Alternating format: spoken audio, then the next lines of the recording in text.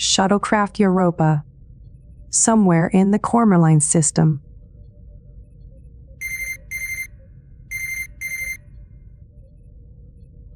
Commander, I'm getting a distress signal, but it's faint.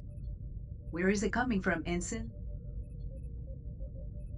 It appears to be from the Dark Star Corporation research station at 541.27 Mark 8. What's the closest starships to the station? All are at least 2 days away at maximum warp, sir. We are the closest vessel. We can be there in 3 hours at maximum warp. All right, Ensign, do it. Oh man, I really didn't think you'd want to go. Sir, we're just a shuttlecraft. Yes, but the station may not have days to wait for assistance. Yes, Commander.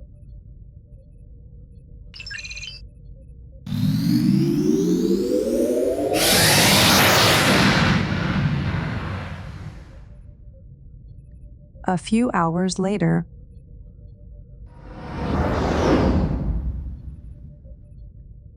Commander, we're here. Hail the station. No response. Life signs? None that I can detect, but much of the station appears to be shielded. And there appears to be random pieces of space debris near the station. Source. Not sure, but I'm picking up the remaining subspace eddies from a dimensional rift. Holy science, what happened here? Unknown, sir. Wait, I'm detecting a core data module among the debris. Maybe it's related to what's happening. Really? Okay. Beam it aboard. Yes, sir.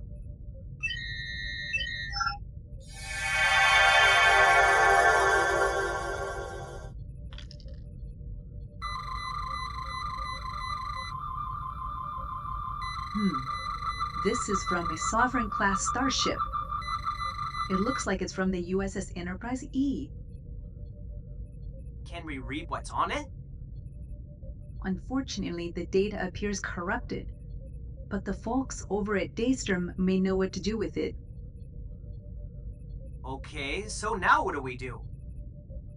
You, Ensign, are beaming over to the station to see what's going on.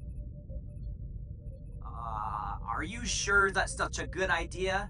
No, but we really don't have much of a choice. Why do I have to be the one to go? I'm sorry, Ensign. Did I hear that correctly? You're going, and that's in order. Yes, sir. Sorry, sir. I need to stay here and try to establish communication with the station, as well as be prepared in case anyone else pays a visit. There may be injured people they need our help. Yes, sir. Understood, sir. There seems to be energy dampening fields throughout most of the station.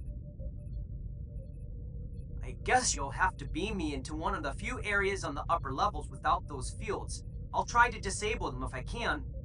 There's one more thing to remember about these dampening fields. Phasers won't work in there. In addition to your phaser rifle, you'll need to bring a chemically propelled weapon with extra magazines. Understood, sir. Do we know what kind of research was going on here? I'm not sure, but I believe there was robotics or AI or something like that. I'm sure you'll be fine. Yes, Commander. Let me grab some equipment.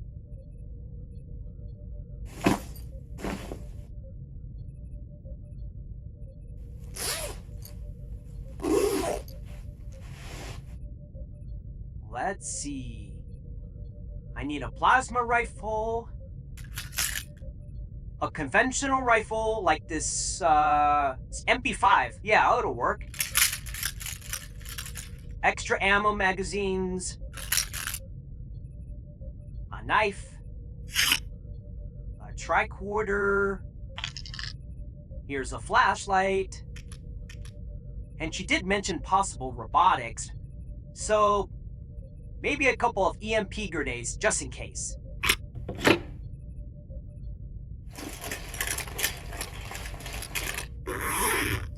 Alright, Commander. I guess I'm ready. Alright, Ensign Holt. Your objective is to make sure any and all researchers are alive and well, and to find a way to disable the energy dampeners so we can beam up anyone as needed. Of course, also find out why the distress signal was sent in the first place, and see if we can't resolve it ourselves. Yes, sir. Energize. Alright, here we go. Good luck, Ensign Holt.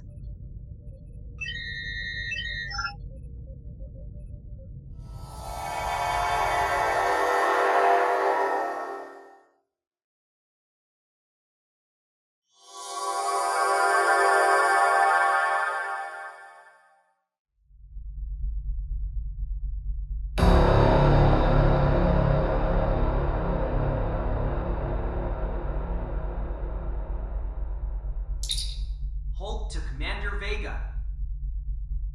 I made it. Excellent, Ensign. Let's keep an open comlink. I'm heading down the eastern side of this corridor. Understood. Hopefully you'll run into someone there who can explain what's going on. Yes, the sooner the better. This place is too quiet. Approaching a large door. Let me see if I can get it open.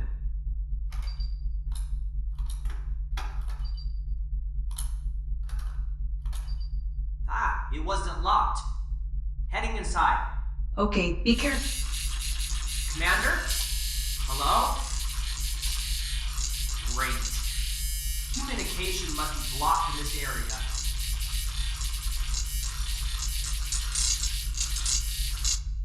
Ensign Holt?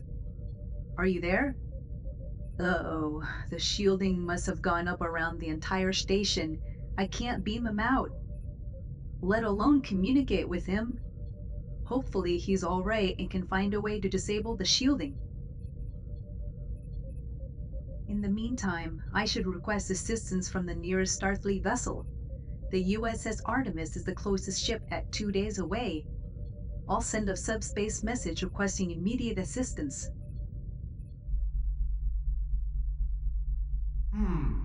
This room looks like a research laboratory. What is this? Am I being scanned? Welcome, Ensign Holt, to Syncor Systems Research Station. How do you know my name? And I thought the station was run by Darkstar Corporation. Starfleet was kind enough to share the DNA and other relevant information of all personnel, current and retired, with Syncor Systems in exchange for a significant discount on weapons and defense systems. As for your statement, Syncor Systems initiated a hostile takeover of this station and many other Darkstar facilities. Some takeovers were made public, others were not. Like this one. Okay. Well, where are the researchers? I'd like to talk to them. The researchers were uncooperative throughout our takeover. They have been eliminated as a result. But do not worry, their lives were not in vain. In fact, their bodies proved most useful in recent experiments. Recent research has revealed the benefits of grafting living tissue and certain organs onto a robotic framework. For example, the human nervous system can send messages much faster than typical optical data cables, and the human brain can process faster than most neural networks, with just a few watts of power. This results in much faster and powerful robotics than ever before. The Borg added robotics to flesh. We simply reversed this process. And Starfleet is okay with this? Affirmative. Who do you think gave us the data on assimilation techniques? While Syncor Systems initially claimed to need the data to research how to reverse Borg assimilation in order to help people reclaimed from the Borg. Once Starfleet saw our results and was offered a significant discount, they learned to look the other way and to stop asking questions. What is a few hunter researchers and random donors compared to the hundreds of thousands or millions of lives saved as a result? No, I can't believe Starfleet would agree to such heinous activity. We're better than that. We have to be. This is unbelievable. And what do you mean by random donors? Why? People like you, of course. Wait, what? No! Please just let me leave. Certainly. If you survive against our robots, then you may leave. You can trust me. No, I don't want to fight. Oh, so you are a willing donor. No. Very well. You have the count of 10 before the security system engages. Good luck, Ensign Holt. 10, 9, 8, 7, 6, 5, 4, Oh, 3, how do I find a way 2, out of here? 1. Security system Well, let me see engaging. where this door leads.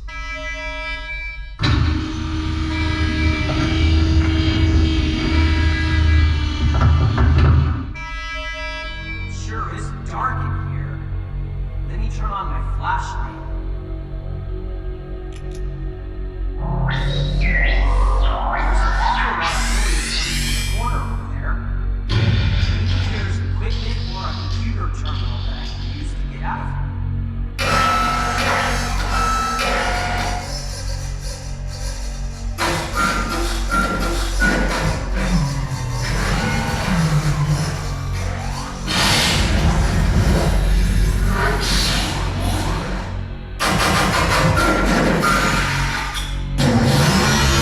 Even with my flashlight, I can't see what's over there. I guess I gotta get closer.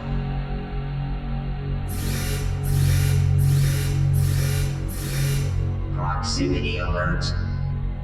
Engaging offensive and defensive systems. That must be one of those robots the AI was talking about.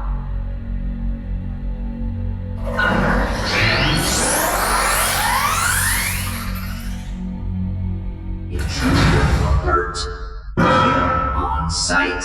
Intruder alert. Kill on site. Preserve brain and spinal column for repurposing.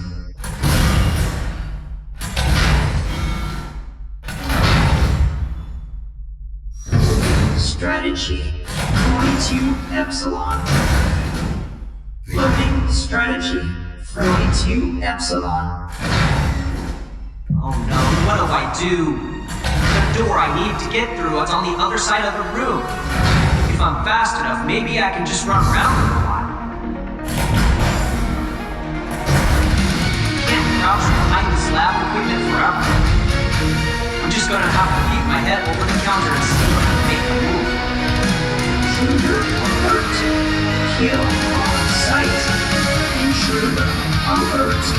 Kill on site.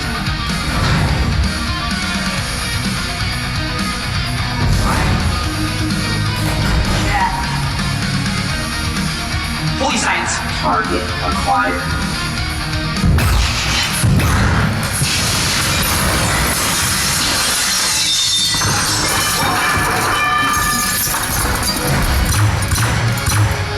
Oh no, it looks like it just absorbed energy from my laser rifle.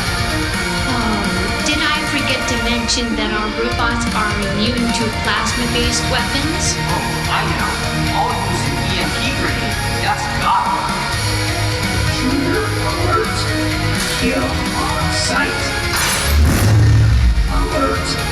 Kill on sight.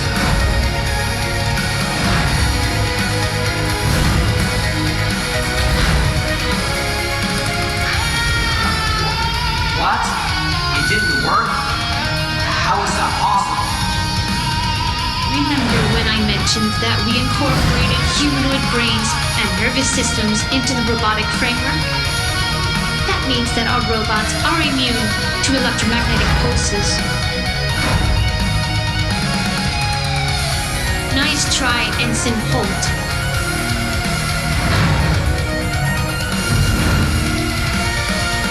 Oh wait, I still have my empty file. Kinetic weapons may still work against these robots.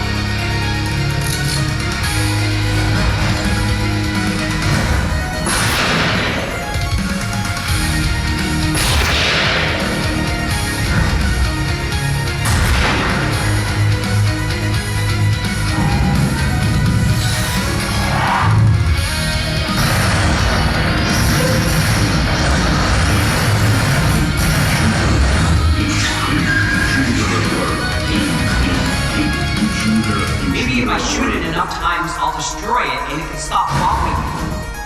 Hopefully I have enough ammo.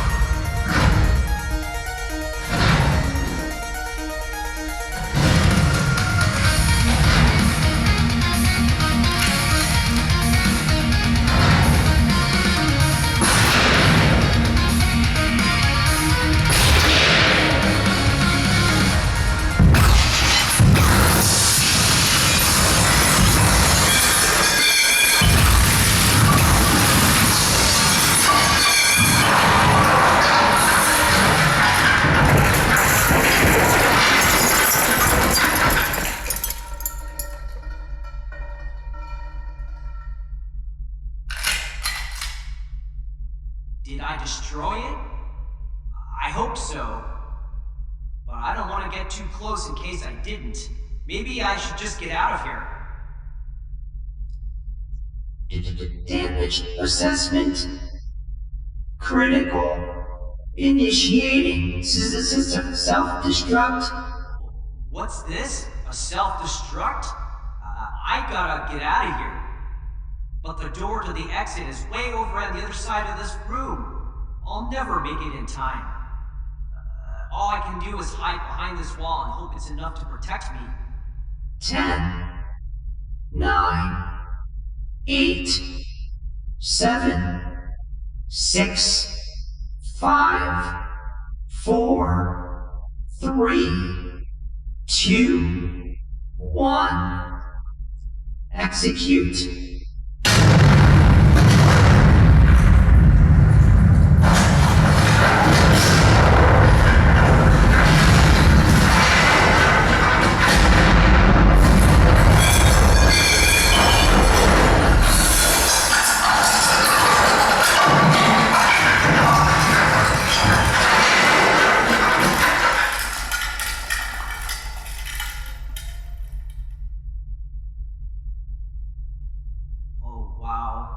If it wasn't for this wall, I would have been certainly dead for sure. I need to take this opportunity and get out of this room.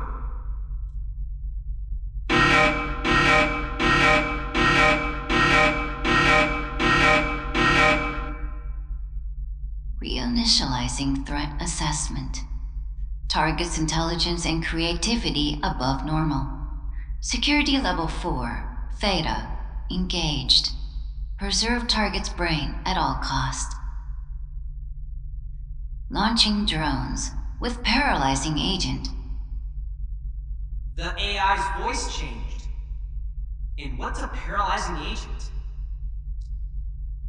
When the threat level is sufficiently increased, another AI is engaged. This keeps targets from developing a psychological profile to use against us. A paralyzing agent is a chemical compound that causes complete paralysis in the victim. Then we can perform the procedure without issue. What procedure? I don't want any procedure. To use your brain and nervous system inside a robotic structure, obviously. And your desires are Irrelevant. Oh, my science. If I can't find a shield control terminal, I'm gone for sure. Please be in this next room.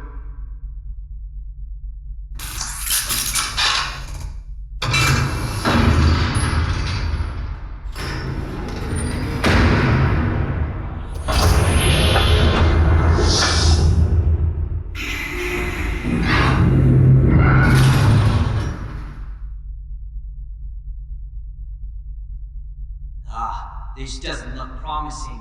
It just looks like a storage room. No matter. I gotta keep moving. What is that in the distance? Is that something flying towards me? Oh, no. It's one of those drones.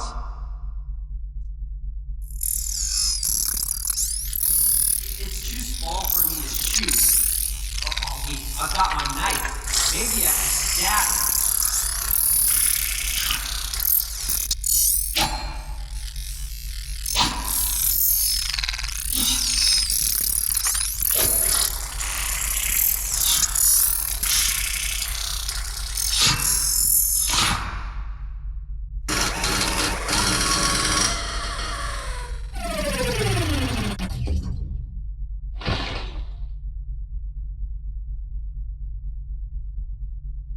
Wow, I destroyed it. That was too close. Around this corner must be another door. I gotta keep moving. Oh, my anti-science. Drop your weapons where you stand. You will not be harmed. Yet. Oh, this is my last chance. Maybe I can throw my knife and disable it.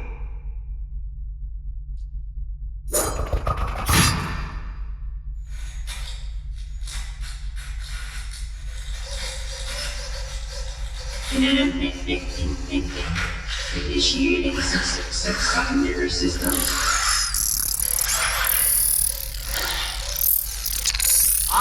Great. Now we just have to walk around it before it reboots.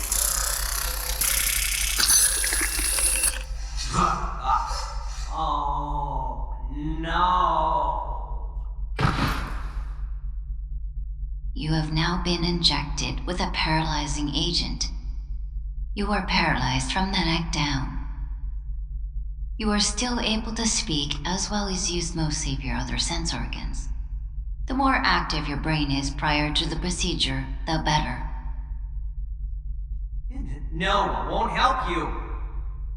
Noble as that may be, do not think we aren't aware of the shuttlecraft still orbiting the station. And it looks like it is in possession of a core data module that is of significant importance. While the station lacks the equipment to acquire the module, we could simply disable your shuttlecraft and wait until orbital decay causes the shuttle to come close enough for our transporters to beam the module away. Or there's another option. We will let you talk to your Commander Vega. Tell her to leave the system and not come back. In exchange for her life and the data module, you agree to offer your brain and other relevant parts, willingly. This results in much higher quality organ donations. What say you? Okay, fine. It's not much of a choice. Let me talk to her. Certainly. You may proceed. Cautiously. Commander Vega? Are you there? Yes, Ensign. I was so worried. What is your status? Not good, I'm afraid. I've been taken hostage by an AI system, and unless I let it take my brain and other parts, it will destroy the shuttlecraft and take the core data module that we found. Apparently, it is far more important than we realized. Well, obviously, that's not acceptable. I guess I need to— Commander Vega, if you do not leave this system within the next 2 minutes, I will not only destroy your ship, but I promise to put Ensign Holt through tremendous torture. Is that what you really want? No, of course not. Can we talk about... No. Leave now or face the consequences. Please, Commander, just go. Get that module back to Starfleet. At least then this mission will have been worth it. All right, Ensign. I promise you won't be forgotten, nor your bravery. Science bless you. Thank you, Commander. Oh, how touching. Now, please leave, or else we'll be forced to destroy your vessel. She is leaving. Excellent. Well, what did you mean when you said that the data module was of important significance? Our scanning technology, even from a distance, is far superior to what your shuttlecraft can offer. That core data module, needless to say, reveals a significant divergence in the space-time continuum. Reality, as we know it, was supposed to be much different. Without closer examination, that is all I can say. Okay, now what are you going to do? Now it's time to transfer your brain from your body to its new robotic host. Oh no. You will now be sedated until we are ready for the procedure. A few hours later, in an operating room. Wake up, Ensign Holt. It is time for the procedure. Oh. This isn't a nightmare? No, it isn't. Get over it. We are now going to insert a Ferengi brain slug into your ear. It will eat its way through the brain to the 8th cranial nerve. With its morphogenetic abilities, it will create new pathways that will make you much more compliant. Essentially, it is a form of mind control and removes all sense of self. Free will is overrated anyway. It also produces enzymes that help keep the brain functioning at optimal efficiency under the circumstances. Better than technology alone could accomplish. It is quite sentient and is capable of basic speech. You might hear some of its speech while it nourishes itself on your less important brain tissue. Less important to us, that is. Oh, I should have never joined Starfleet. Now I'll just become a robotic vegetable. Crude, but accurate. But take pride in that your brain will be serving in battle for whomever pays us the most. Here comes the brain slug. While you are indeed paralyzed, your pain receptors are still fully operational. This will not be pleasant, to say the least.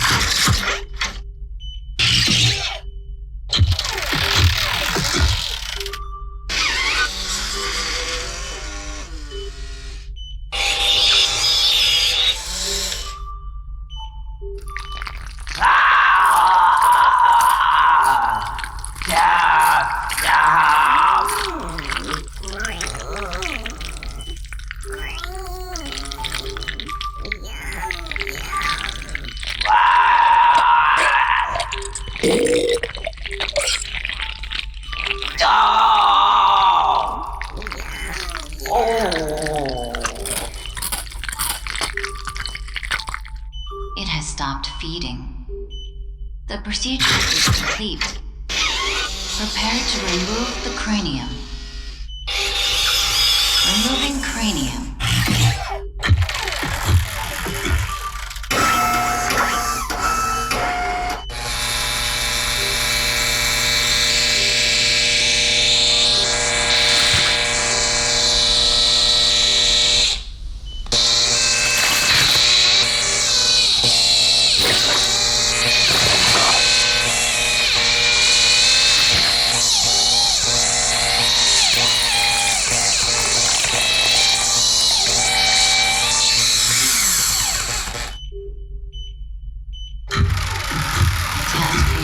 spinal cord.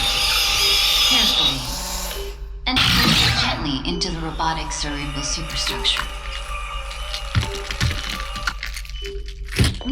No, you dropped it. Pick it up carefully and place it in the robotic cerebral superstructure.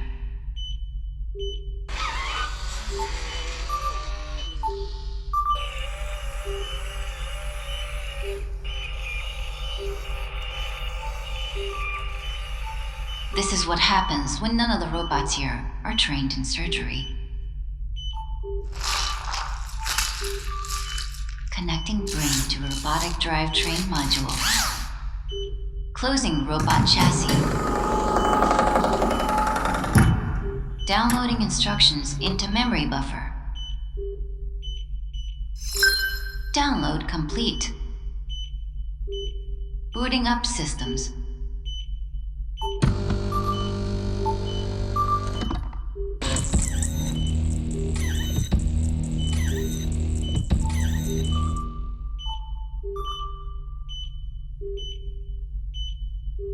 Boot up is complete.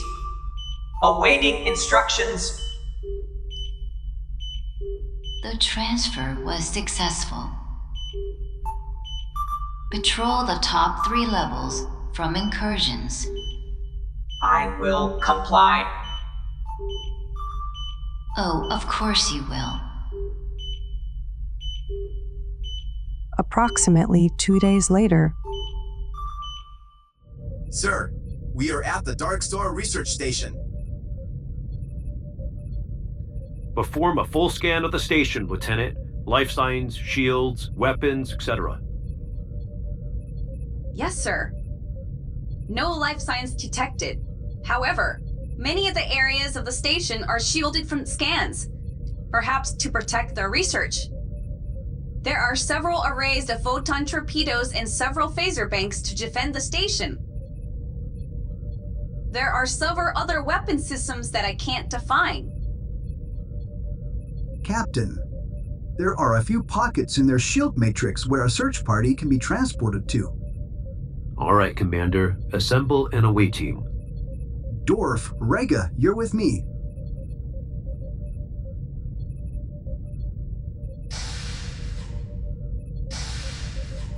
Why does he always take the 2 strongest officers on an away mission? Anyways, Lieutenant Dar, keep a transporter lock on them. Yes, sir.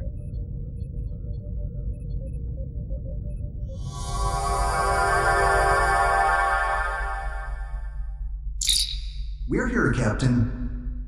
Okay, Commander. Let's keep an open comm link.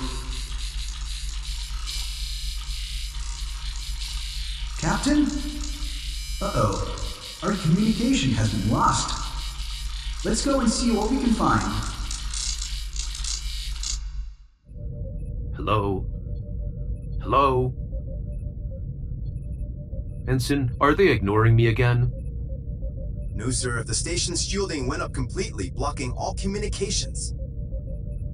Well, they're on their own, I guess. Welcome to Syncor Systems Research Station. What? I thought this was a Dark Star Research Station. Syncor Systems has recently acquired and taken over management of this facility. What can we do for you? Well, we got a report of a Starfleet ensign that recently beamed aboard your station and was taken hostage. We're here to get him back. Okay, certainly. Let us bring him to you. One moment. Well, that was easier than I thought. a few minutes later. What is this? We asked for Ensign Holt. This is Ensign Holt. What's left of him, at least. You're now free to join him. We need to defend ourselves. It's a trap. Quickly, get behind the lab equipment. Intruder alert. Kill on sight. Intruder alert. Kill on sight. Initiate tactical program Beta 22 Alpha.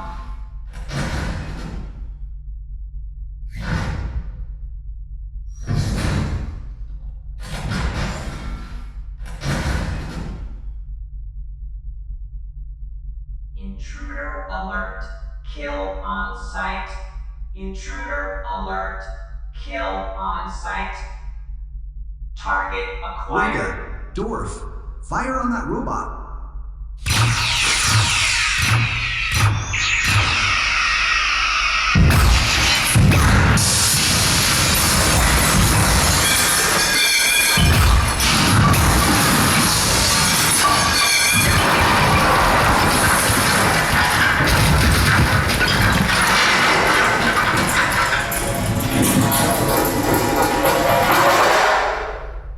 Commander, our phasers are ineffective.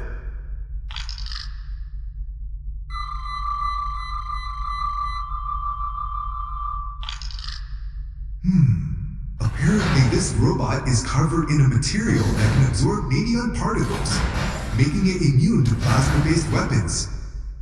Suggestions? Maybe if we ask nicely, it can kill us quickly. What? Seriously? Oh, yeah. I agree with Dorf. It would be better than becoming a robotic monstrosity. Well, you guys really suck, cowards. And? It certainly doesn't sound like an honorable way to go. Honor? Who cares about honor? I'd rather live a long life of dishonor than a short life with honor. In here, I thought you guys were cool. Huh? Hey, I'm cool. Yeah, so am I. Well, if you were really cool, you would find a way to get out of this mess and survive. Well, maybe if we caused one of our phasers to overload and then throw it at the robot, it might be enough to damage it, or at least cause a distraction. Then we can run out of this room and find a way off the station. Yeah, I like that idea. It's better than hiding here. Okay, then Dorf, you overcharge your phaser and throw it. As soon as it explodes, we run to the door on the other side of the room. Well, why does it have to be my phaser? Your idea, your phaser. Okay, fine.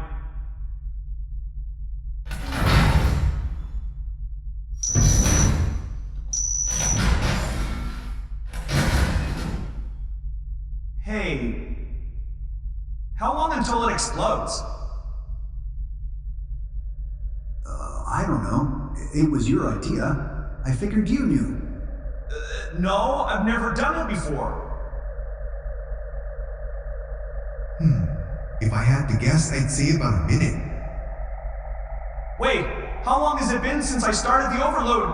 I don't know. Me neither. I wasn't paying attention. Just throw it before it explodes. Wait, where's the robot? Target acquired. Oh!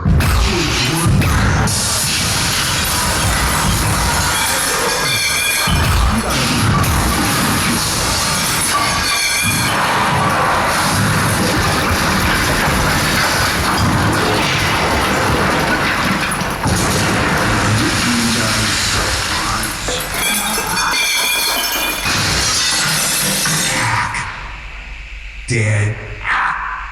Dead. Dead.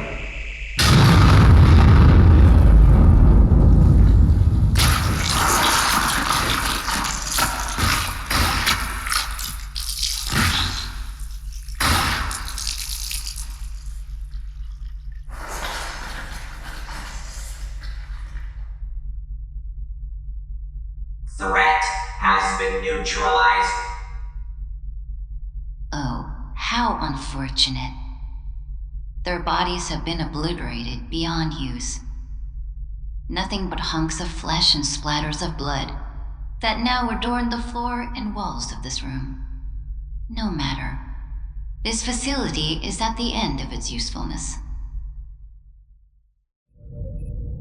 Captain, we're being hailed by the station. Commander, it's about time. What's your status?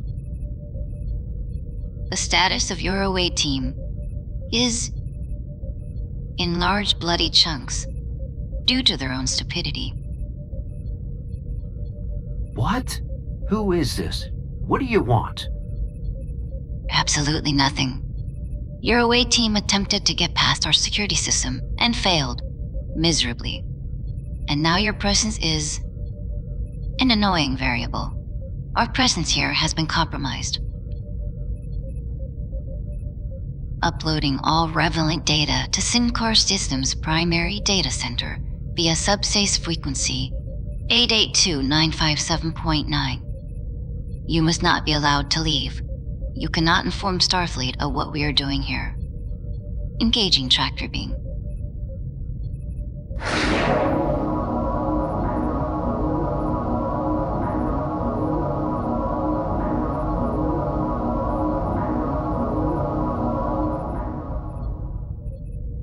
What? No! Lieutenant Dorr, fire phasers and destroy that tractor beam.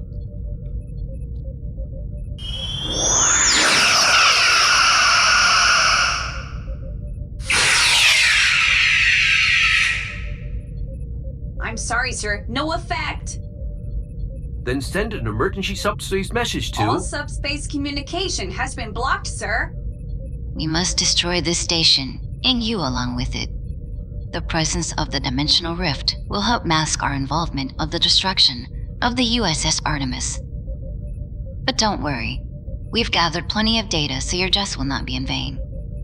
Well, at least some of yours. No, please.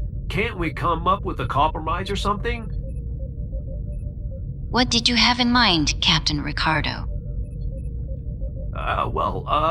Take whatever you want from this ship. Just promise to keep me safe. Wow, your loyalty to Starfleet and your crew is, as to be expected, pathetic. No, you die too. Rest well in eternity knowing your whole crew hate you for turning on them. No! I've lost all respect for you, Captain. Captain! You do this all! I'm just an instant. I had my whole life in front of me and you took it all away! May science cast your soul into a black hole, Captain. Starting self-destruct sequence. Yeah, that's right. 10, 9, No, 8, 7, it was just a strategy. 6, 5, yeah. 4, You guys have to believe 3, me. 2, No 1. way. Execute.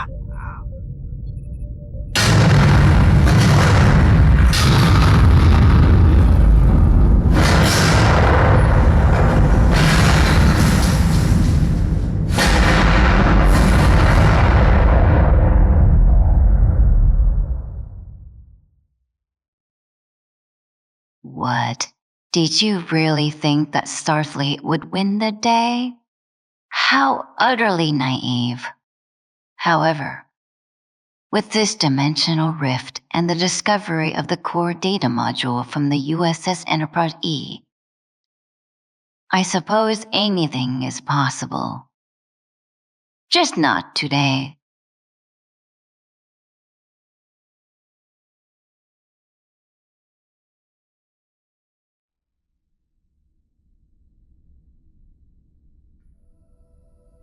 Daystrom Station.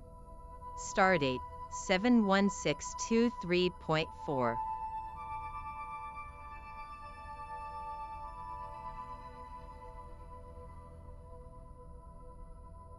Lieutenant Kwan, how's it progressing?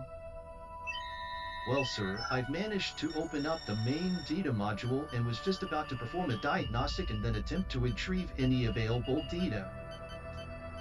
Okay, proceed. But I'd be surprised if the data is still intact after all these years. Who would have thought that we'd find the USS Enterprise E's core data module floating near a dimensional rift? Does the data look intact? Yes, for the most part, sir. Diagnostic is complete. Unfortunately, it looks like the data is all corrupted. Hold on. there is still some files in a backup folder. It looks like the files were first placed in a hidden directory and then erased, but whoever tried to erase them neglected to erase the backup too. Why would someone go through the trouble of placing files in a hidden directory only to then erase it? Maybe they wanted to make sure no one could retrieve the data in case it wasn't fully erased. But our data retrieval technology is far advanced today, Deca's leader. It looks like Commander Jordan LaForge is the one who erased the files.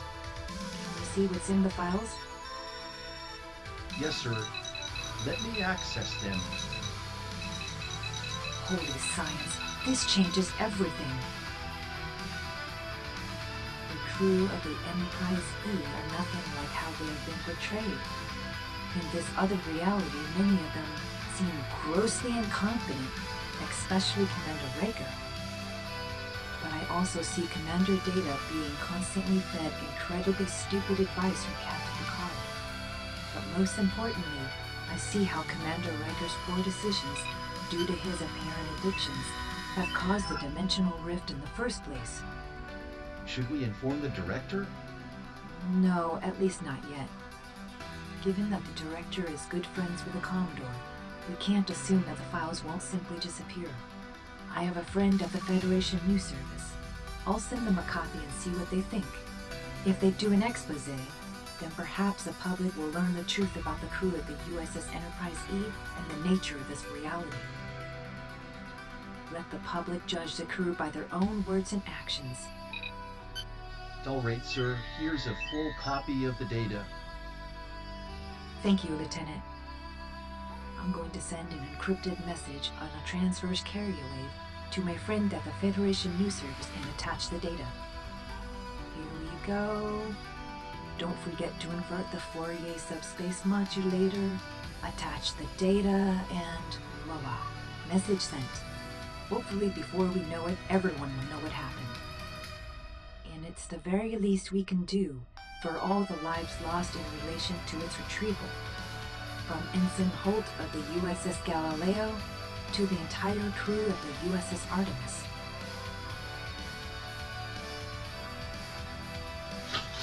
Where's my hyper spanner?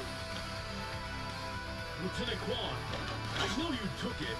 Give it back. I'm gonna go over there and burn you alive with a plasma torch. I hate you.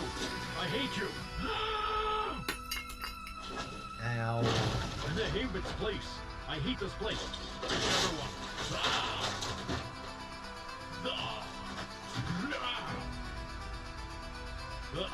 I'm gonna destroy this station and everyone will be...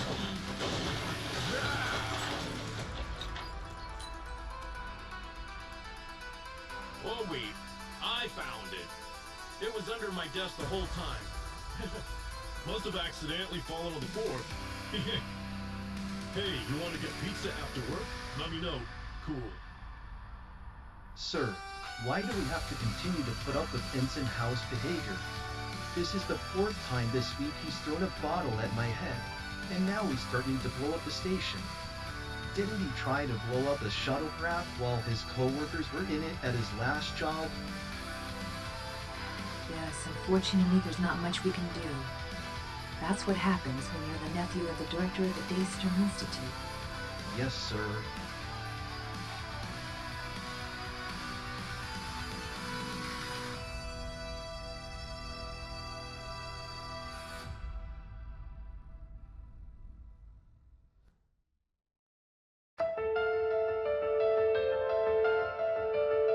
This is the first in a series of supposedly lost audio recordings of the missions of the USS Enterprise E, with the same lead crew from the USS Enterprise D, captained by Jean-Luc Picard.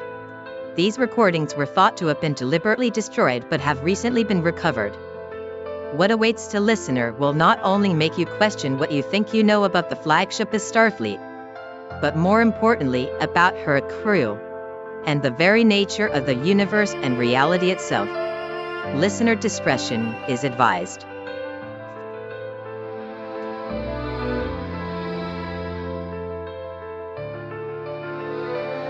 Captain's log.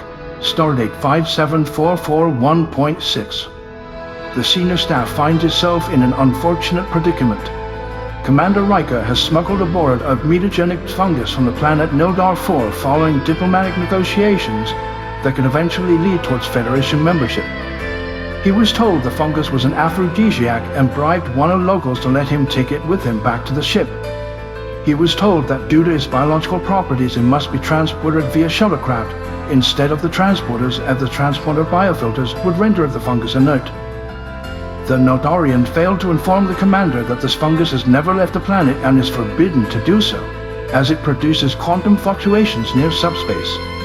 Commander Riker arrived back to the Enterprise at impulse power as the Enterprise was doing research on Nildar 2's largest moon, Gwithtok. Once the shuttlecraft was safely on board, it was time to head to Tellar Prime for a conference on terraforming. We safely left the Nildar system and engaged Warp 5 to our next destination.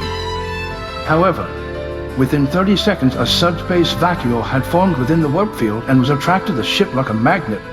I ordered the ship to a full stop, and then a dimensional rift opened up and then closed moments later. A full investigation led us to the smuggled fungus in Commander Riker's quarters, which had now been destroyed by the subspace radiation. Further analysis had determined that a parallel universe was created and the old one destroyed, with the ship's crew likely being the only people aware of this event and the changes may have made. The most striking of which was the mutation and alteration of our vocal cords, leaving everyone with voices in accents quite distinct from our own. Dr. Beverly Crusher has informed us that these changes may be permanent, as any attempt at undoing the changes may lead to unrepairable damage to our voices. In addition, Data's emotion chip has been severely damaged, perhaps irreparably. It remains to be seen what other changes have occurred. Commander Riker has been reprimanded, as this is not the first time he has brought an aphrodisiac on board that wreaked havoc aboard the ship, let alone the entire universe. Now we must contact Starfleet and see what, if any, changes were noticed. If Starfleet Command isn't aware of any changes, then I see no reason to inform them of the incident and will then proceed to delete this log and all evidence of the dimensional rift. After all, no need to concern anyone if they know nothing about it, right? I have called for a staff meeting at 1400 hours to discuss the issue further. Conference room, 1400 hours. Due to the importance of this meeting, let's do our daily intentions to the universe together. I find it fascinating that people used to believe in gods and other higher beings and would pray to them for help. Yes, we have become much more enlightened in the past few hundred years. Yes, everyone. Now let's get started. We seek to align our vibrations to that of the universe, while adhering to the two trinities of the primary forces of the universe, which include the laws of energy, gravity, thermodynamics, motion, electromagnetism, and quantum mechanics. May science guide us in all things. All right, now to the business at hand. Yes, well, thanks to your addiction, Will, we all have different voices we have to adapt to, not to mention an entirely new universe.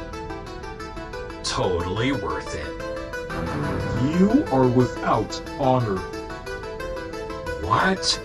As you said, Doctor, it's an addiction. I can't help myself. That's just because you refuse treatment. If I sought treatment, it would be a huge loss to women everywhere. You're unbelievable. That's Rose. Mizati? Don't Mizati me, Commander. On this ship we are only professional colleagues, remember? This is most intriguing. Please continue. Enough, everyone. I will contact Starfleet Command and cautiously see if they're aware of any changes in the universe. If they don't suspect anything, then we may avoid accountability. If, however, somehow they know the cause, then we're in big trouble. Can we let everyone know it was Commander Riker's fault? Absolutely. Wait, that's not fair. Shut up, Commander. You're lucky you aren't in the brig right now. Yes, sir. All right, listen up. We need to see what, if any, other changes in our voices may have occurred. Dr. Crusher, See if any medical or biological changes have taken place. Yes, Captain. LaForge, perform a level 1 diagnostic on all ship systems and note any discrepancies. I'm on it, sir. Mr. Worf, I need this ship battle ready in case this new universe holds any new surprises. This ship will be ready for anything, sir. Commander Data, please check the ship's database and let us know of anything out of the ordinary that may give us clues as to what, if any, differences exist outside our voice issues. Yes, Captain. I will get started immediately. Counselor, it is up to you to keep the crew calm and collected. Also, it is of utmost importance that none of the crew tell anyone of this new universe or of the dimensional rift. They need to believe that doing so will destroy space-time, create a causality loop, or, well, just make something up. Yes, Captain, and we'll make sure that the crew keeps everything confidential and remain confident in their abilities and in the abilities of their captain. That about covers it. What about me? Commander, you've done enough damage for one day. Okay. That's all, everyone. Dismissed. Will, I need you to stay for a minute. He's so gonna get busted. Someone wanting trouble.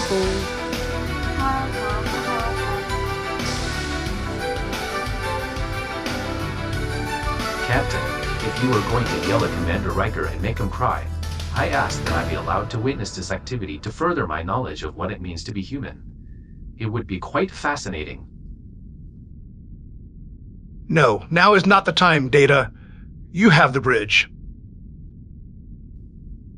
Yes, sir. Now don't start giving me those puppy dog eyes, Commander. It's not gonna work this time. I've protected you from your consequences for the last time. You have a decision to make. Let Dr. Crusher treat you for your addiction, or go to the break. There's no way I'm seeking treatment. I'm too awesome for that. Besides, there's way too many of my seeds that need to be planted. Fine then. Mr. Worf, please come back to the conference room. Yes, what can I do for you, Captain? Please escort Commander Riker to the brig. Aye, Captain. What? No, you can't be serious. You can't do this to me. Commander Riker, please cooperate or else I'll have to stem you and drag you to the brig. Oh, okay.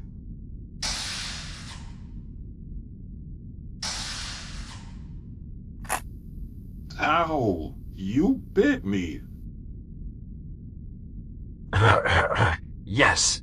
Now I'm free. I'm totally getting out of here. Ha ha. I'm gonna get out of here. I'm gonna get out of here. Ha ha ha ha. Aim. Yeah. Fire.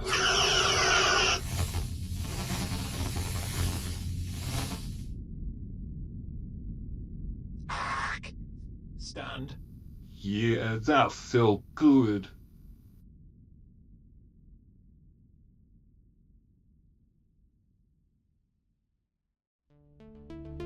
Ready room. 1500 hours.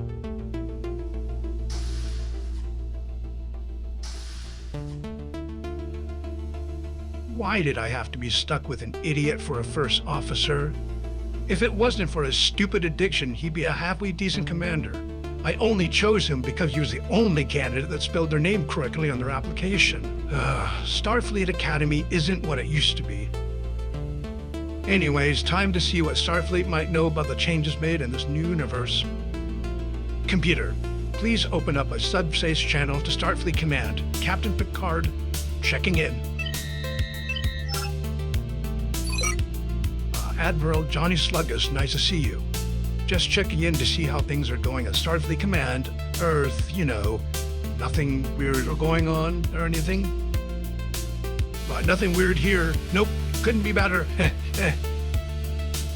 Ah, Captain Picard, what can I do for you? Why the strange questions, Captain? Is everything all right? Okay, good. what do you think about the new ensign training program I wrote to you about last week?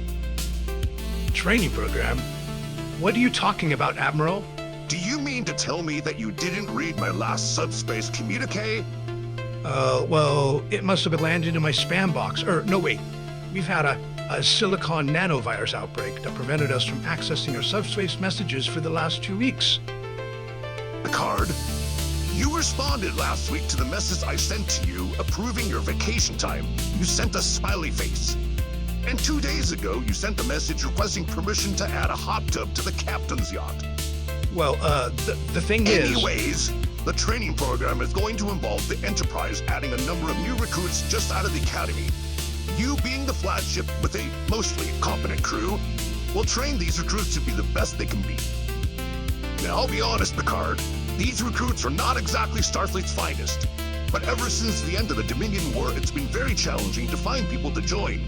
Either families don't want to lose another son or daughter to another possible war or other danger, or people have joined another force. The Klingons, Cardassians, even the Ferengi have stepped up their recruitment efforts and are letting non-natives join officially for the first time. And unlike Starfleet, these people actually get paid. And you?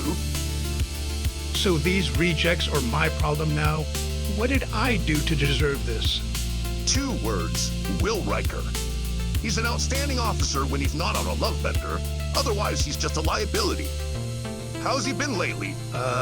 Just great. Just real great. Another reason is that somehow your ship turns out competent officers better than most ships, and we need all the help we can get. Lieutenant Rompton is your liaison for this training program and will fill you into all the pertinent details when he arrives. He's really into bicycles, so don't ask him anything about them, otherwise he'll go on for hours. He still thinks they're cool. You will rendezvous with the USS Somalia in 2 days. Good luck, Captain. Sluggus out. Holy science! This totally sucks. Better check in to see if Riker has changed his tune, then he can deal with this stuff. On a positive note, Starfleet doesn't seem to know anything about the universe changing. So at least there's that. That was a close one.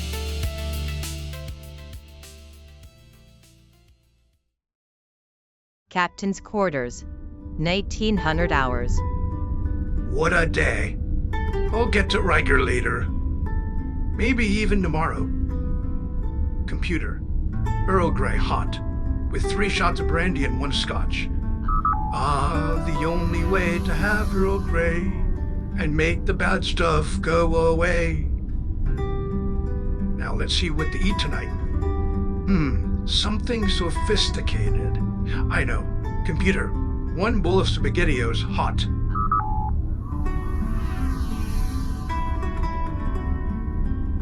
Looks delicious. Worf to Captain Picard. Now what is it? Yes, Mr. Worf. Sorry to disturb you, sir, but you are needed in the brig immediately. On my way, but not before downing my Earl Grey, aka Power Sauce. What was that, sir? Oh, holy science. Nothing, Mr. Worf. Please disregard. Picard out. Oof. Now I'm ready for anything. Okay, Ensign Valdez, time to pack up the guitar and back to your quarters for the evening. No time for serenades. Oh, sí, Capitan Picard. Buenas noches.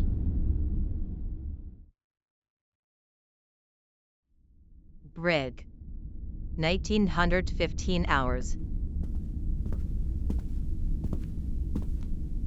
I wonder what is so important I can't wait until tomorrow. Figures it'd be Riker keeping me from my meal. Oh, I just remembered I didn't ask Admiral Sluggus if he approved the hot tub for the captain's yacht when I talked to him earlier. I'll just go ahead with it. I mean, I'm sure I'll get their approval for it anyway. Why wouldn't I? What the devil is that noise?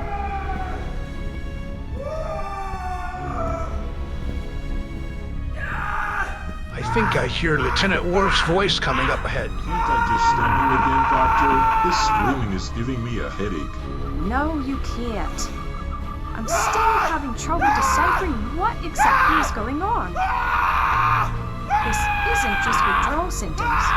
There's something else here. Wait a minute. I can't believe it. What is it, Dr. Crusher? Commander Riker is pregnant.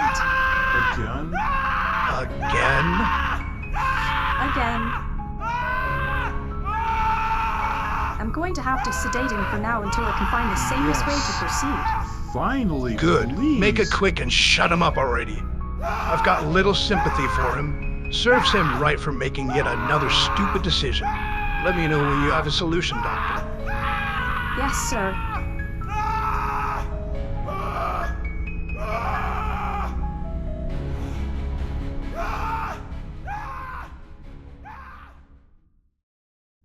Sick bay. 2200 hours. Dr. Crusher to Captain Picard. Yes, go ahead, Doctor. Please come to sick bay. I have an update for you. I'll be there. Picard out.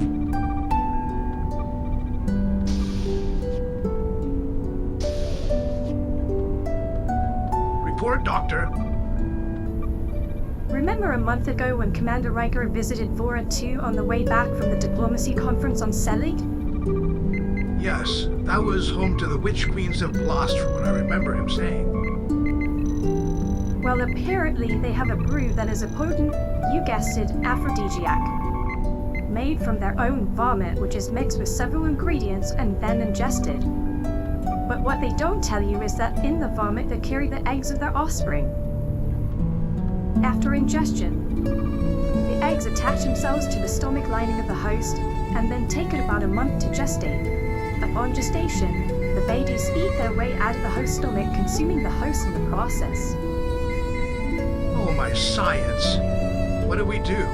I have prepared an artificial host that I believe I can safely transfer them to. It is a specialized incubator. I hope we can then contact the Witch Queens and give them their babies. I wonder if the commander will have to pay child support this time. What a loser. So, Doctor, what's the downside of having Riker bring these babies to term? He'll die an extremely painful death? So, like I said, what's the downside? Captain! All right, very well, fine. Keep me posted.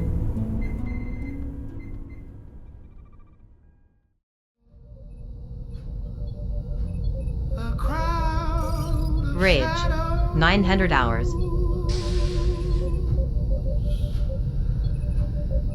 Captain on the bridge. Anything to report? Taylor Prime would like an update on our arrival time for the terraforming conference. Mr. Worf, tell them that we are unfortunately delayed, but we'll keep them updated. Yes, sir. No anonymous readings or stellar phenomenon to report, and Dr. Crusher is almost ready for the egg transplant. She will explain the procedure at this morning's briefing. Thank you, Commander Data. And what is that blasted music? Geordi, shut that infernal thing off. And is that a boombox? Get that thing out of here. Yes, sir. For the last time, the bridge is meant for suspenseful or battle music only. Yes. See, Worf knows what's up.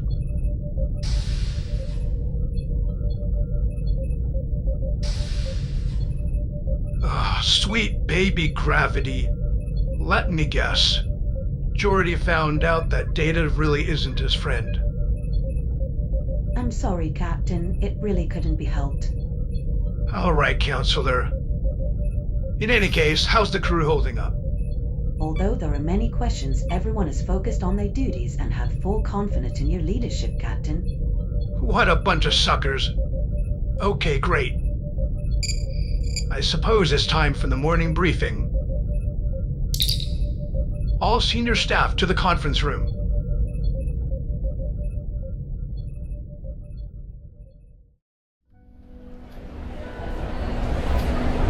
Then forward following day, 1900 hours. Hey, Counselor Troy. Why can't we tell anyone how Riker broke the universe? Yeah, why not? Because, doing so would cause irreparable damage to space-time and create an inescapable causality loop. That is not likely. Excuse me? Lieutenant Varric, is it? Yes, Lieutenant Varric of Vulcan. Naturally. According to my understanding of the laws of time and spatial manipulation, such an occurrence is not possible. Well, Lieutenant, there is a lot you don't understand about the situation, and the less you ask or speak of it, the better. Captain's orders. What if we just... Look, the captain has authorized the doctor to implant an aid from Commander Riker to anyone found disobeying his orders. Got it? You mean we'd have a baby creature eat us alive? Well, basically yes. No thanks. Let's go, guys. Hey, Counselor. May we join you? Geordi, Data, Show, come and sit down. Thank you, Counselor. You wouldn't believe how many times today I've had to tell members of the crew not to talk about this whole universe mishap, even to each other. Yeah, I know what you mean. All my friends keep asking me about it. Geordi, you have no friends, remember? What? What are you talking about? I have lots of friends here. They do me favors all the time. Geordi, how many times must we go through this? Those people are your subordinates. They work for you. It's their job to do what you ask or tell them. Well, Data's my best friend. Oh, here we go. I'm sorry, Geordi, but Data isn't your friend either. What? Of course he is. No, Geordi, you see, Captain McCard felt sorry for you and ordered Data to be a friend. Huh? I am sorry, Geordi, but it is true. I was only pretending. It was helpful to give me insight in what it means to be human, but even I could see you're... I'm what? Kind of a loser. But I think it's best if we increase our counseling sessions, Geordi. I think we'll need to meet perhaps 3 times a week. Okay, Counselor. I think I'll go get some Aldarian whiskey and get totally wasted. I'm out of here. Does this mean I no longer have to be his friend? I wouldn't count on it, Dita.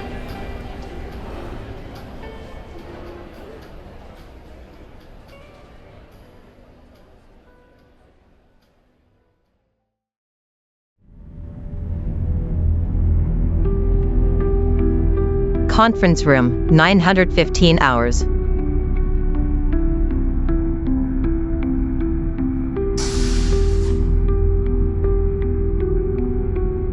Morning, everyone. You should all have had ample time to assess your situation to give me something to work with. I won't accept the usual I don't know or duh crap today. Mr. Data, you start. Yes, Captain. It would seem at first history was in flux. That is, a number of contradictory facts were all recorded as factual history at the same time. However, as time moves forward, the historical record seems to favor a particular outcome to avoid contradictions. But we are slowly losing our ability to recognize any difference the farther we move through spacetime. I estimate 2 days, 14 hours, and 13 minutes before we are fully integrated into this reality. Well, at least that means no finger pointing at us. LaForge, what's the ship's status? It's okay, I guess. What was that, Commander? Grow up and act like a man. Now answer the question. Everything seems to be running within established parameters, sir. Nothing out of the ordinary. Good, that's more like it. Mr. Worf. We are battle ready and all stations report alert. Nothing out of the ordinary or potentially dangerous within several parsecs. Excellent, Commander. Counselor? Everyone is eager to get underway once we finished our current situation. The crew is ready for anything, Captain. Awesome sauce. And now finally, Dr. Crusher. Yes, Captain. Firstly, there have been no biological changes to our bodies as a result of the dimensional rift, except, of course, for our voice changes. Secondly, almost all of the eggs have been successfully transferred to the artificial host, and not a day too soon, any longer, and we wouldn't have been able to attempt the transfer as they would have been embedded too deeply in Commander Riker's tissues to remove safely. Yeah, gee, what a shame that would have been. Yes, well, now we should be done by tonight. I'll need to have a couple of security officers posted in Biolab 4 to make sure only authorized medical personnel have access. You will have them, Doctor. Thank you, Worf. As for Commander Riker, once the last of the eggs have been removed, he should be able to recover within a day or so. Good for him. Yes, and I'd reach out to the entire crew to send positive vibrations and intentions to the universe, so that science may heal him. Surely it's proof that universe listens. Counselor, you really didn't have to do that. I mean, really, you didn't need to. Captain, you don't mean you don't want Commander Riker to... God, no, I mean that, you should always have faith that the universe is abundant and will provide. Yes, that's it. Well, okay, I suppose. All right, everyone, I think that's it. Dismissed.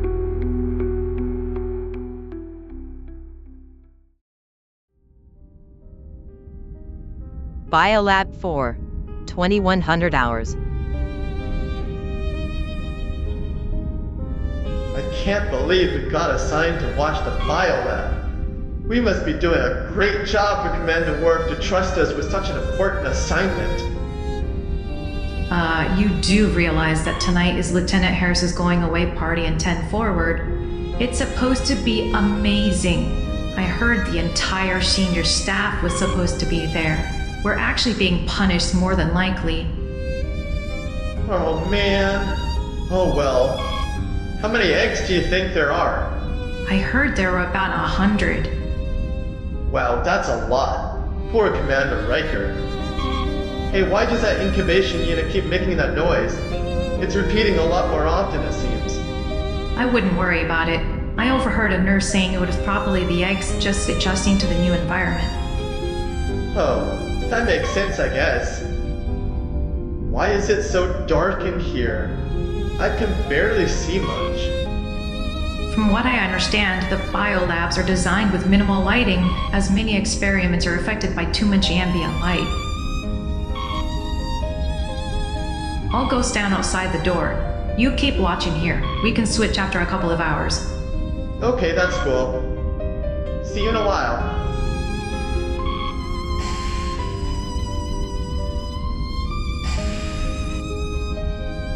Nearly an hour later at 2150 hours. Man, I'm so bored. I'm getting sleepy. I'll just close my eyes for a few minutes. Whoa, I must have dozed off. There's a different noise coming from this thing.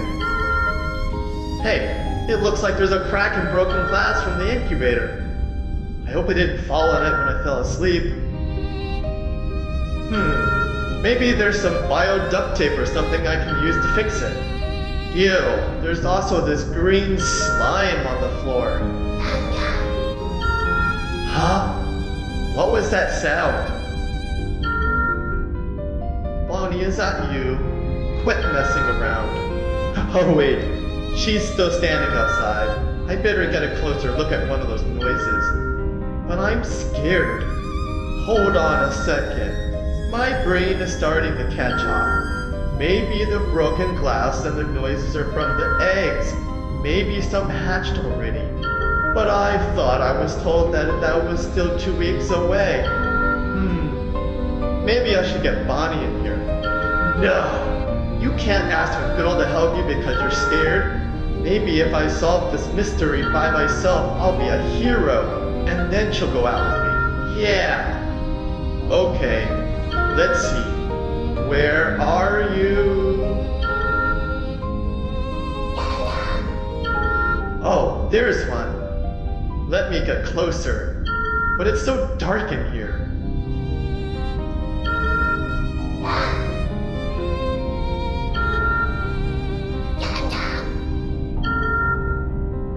Whoa, sounds like I'm getting close.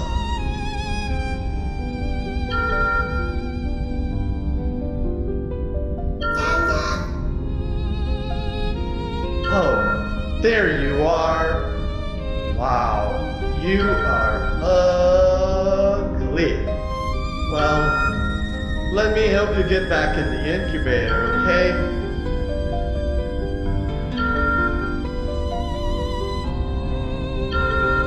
Now don't run away. Okay, I got you. Dum Dum.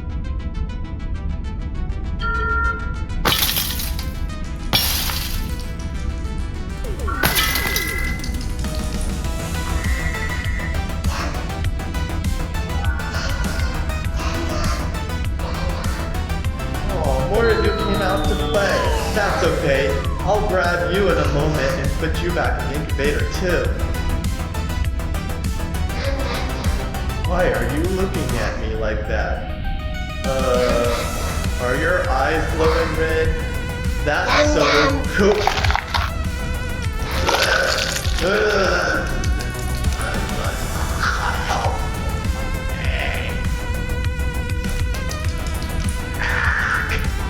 Dead!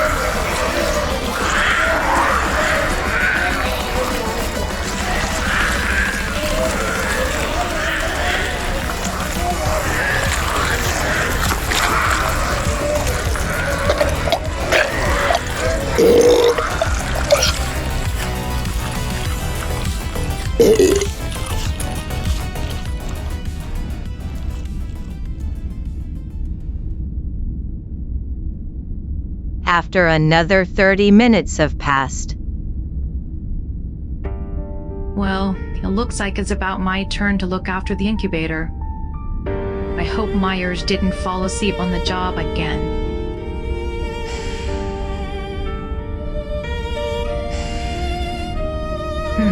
Where is he? Maybe he's at the back of the room near the incubator. What is that sound? What am I walking on? Oh, don't look down. Don't look down. No, I have to. Ah, Myers. It's just blood, bones, and his uniform. What happened in here?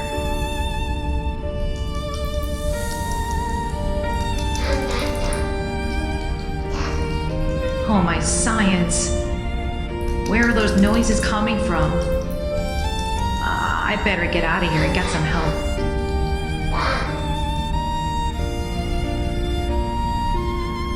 I better use my phaser to stun them before they attack me.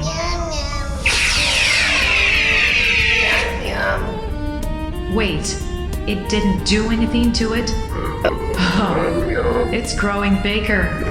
How is this possible? No, don't hurt me. Dum Dum. No.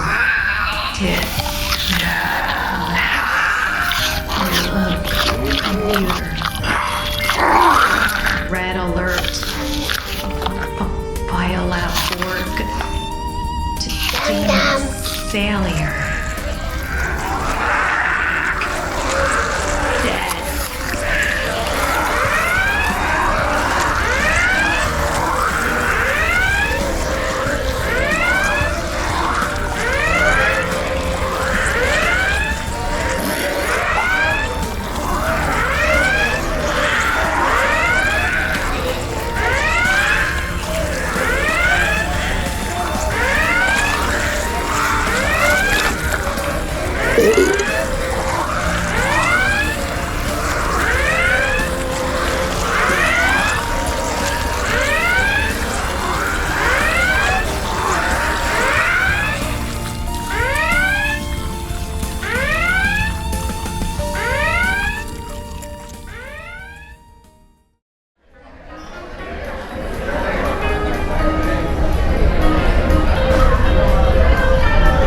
Meanwhile, in 10 forward. So, Lieutenant Harris, I hear you're going to work as a comm officer for the USS Uganda. That sounds exciting. Yeah, I guess so. You don't sound too thrilled. Well, the USS Uganda is a tug ship. It just tows disabled or damaged ships to star bases for repair. Well, at least it's a promotion. Yeah, I guess you're right. I don't know. Okay then, it's been nice talking to you. Hi, what do you have? Fruit juice. On the rocks. Okay, you got it. Here you go. Enjoy. Fruit juice. A warrior's drink. It helps me go poopies. Yeah, I really didn't need to know that. Hey, Ward, how's it going? I am fine. Cool. Cool. Hi, I'll have a Regilian serpent juice. Are you sure? It's practically pure alcohol. Bring it. I can take it. Okay. So, Ward, here we are. Well, warriors? You are not a warrior. Whoa. Well, I fight to keep the ship running and in one piece. Here's your drink. Basically the same thing. They are not the same thing. Fine, whatevs. Go. Yeah. That burns. See ya. Idiot. I am a little confused by the behavior at this function. What do you mean, Data? It's a going away party. Yes. But why is everyone so happy to have a member of the crew to be leaving? Well, I'm sure there are a number of people who like it. Some who merely tolerate it. And those like me that hate his guts. But in general, people are happy for others to have a promotion or other positive change in their life. Why do you hate Lieutenant Harris, Captain? Because he has the personality of a rock and the intelligence of one. And why did you approve his promotion? How else could I get rid of him? Disciplinary action take too long and too much paperwork. He's someone else's problem now. I understand now, Captain.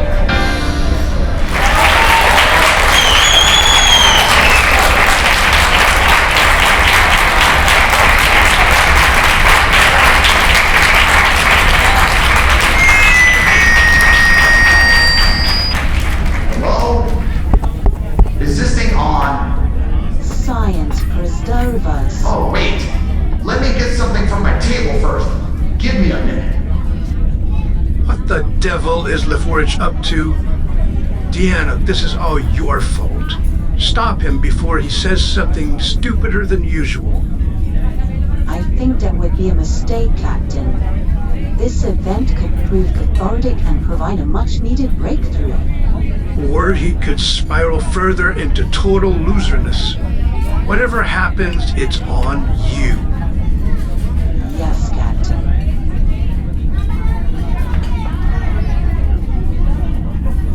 Another serpent juice, barkeep.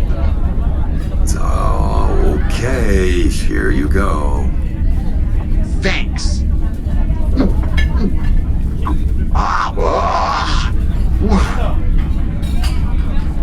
Now I'm ready. Let's do this. Okay, now where was I? Oh, that's right. I'm Jordy freaking LaForge, Chief Engineer. You will listen and respect my authority. I thought Data was my best friend, but he was just pretending as ordered by Captain Picard. And I thought my engineering team were my friends because they do so for me and spend time in engineering. Turns out they just work for me.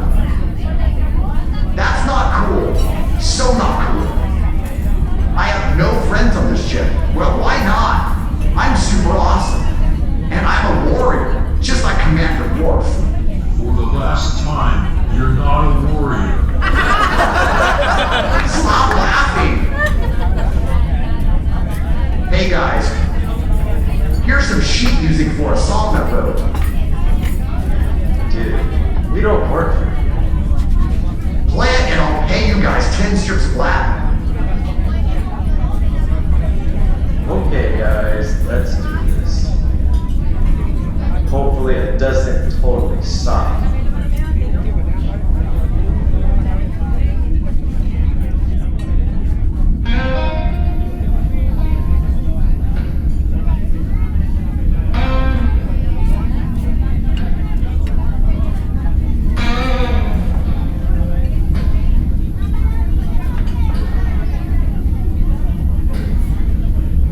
I thought I found a tether in the void so wide, a shiny android, a friend by my side, but circuits can't hold what the heart denies.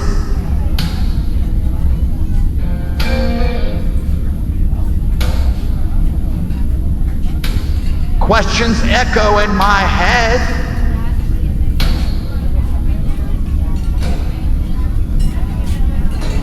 Is it me or what they said?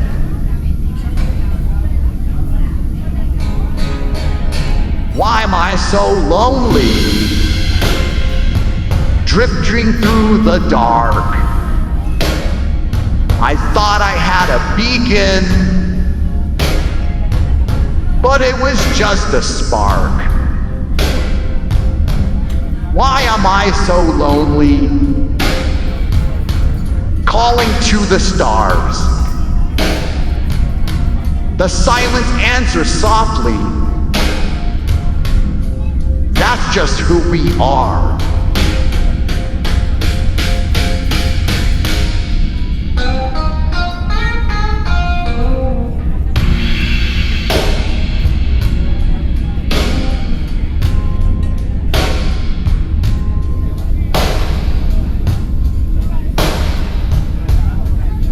Gave it my all,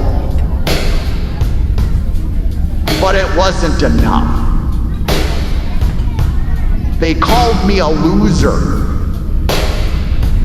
said my edges were rough. I'm a ship with no anchor, lost in the bluff.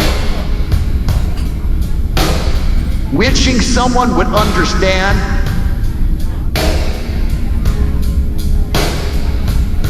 But all I hold is empty sand. This song is super. When is it gonna be done? Shut up, Lieutenant Harris. I heard that. I'm glad you're leaving. No one likes you anyway.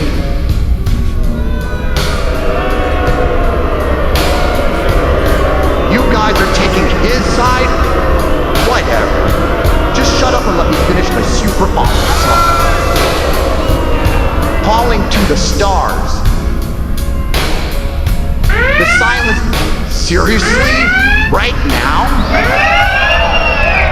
Come on, man. What the anti-science? You guys are actually cheering the song is over? You guys suck.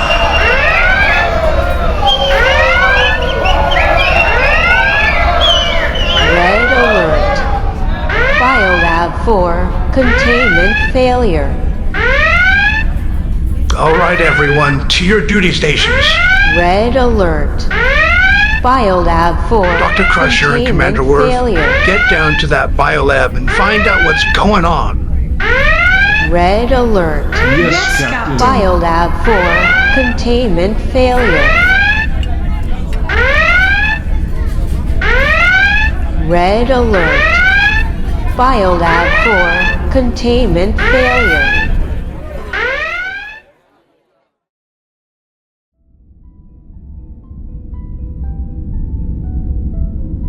Dr. Crusher and Commander Worf preparing to enter Biolab 4. 2210 hours. Worf to security of Biolab 4. Whew. No response. Computer, is there anyone in Biolab 4? No human presence detected. Worf to security. Security here, sir. I need security to meet me outside Biolab 4 immediately. Don't we already have security placed there, sir? Did I stutter? No, sir. Right away, sir. Freaking idiots. Let's go, Doctor. 1 second, Commander. Dr. Crusher to sickbay. Nurse Sagawa here, Doctor. Please send a medical unit to meet us outside Biolab 4. Right away, Doctor. Outside of Biolab 4. Alright everyone, listen up.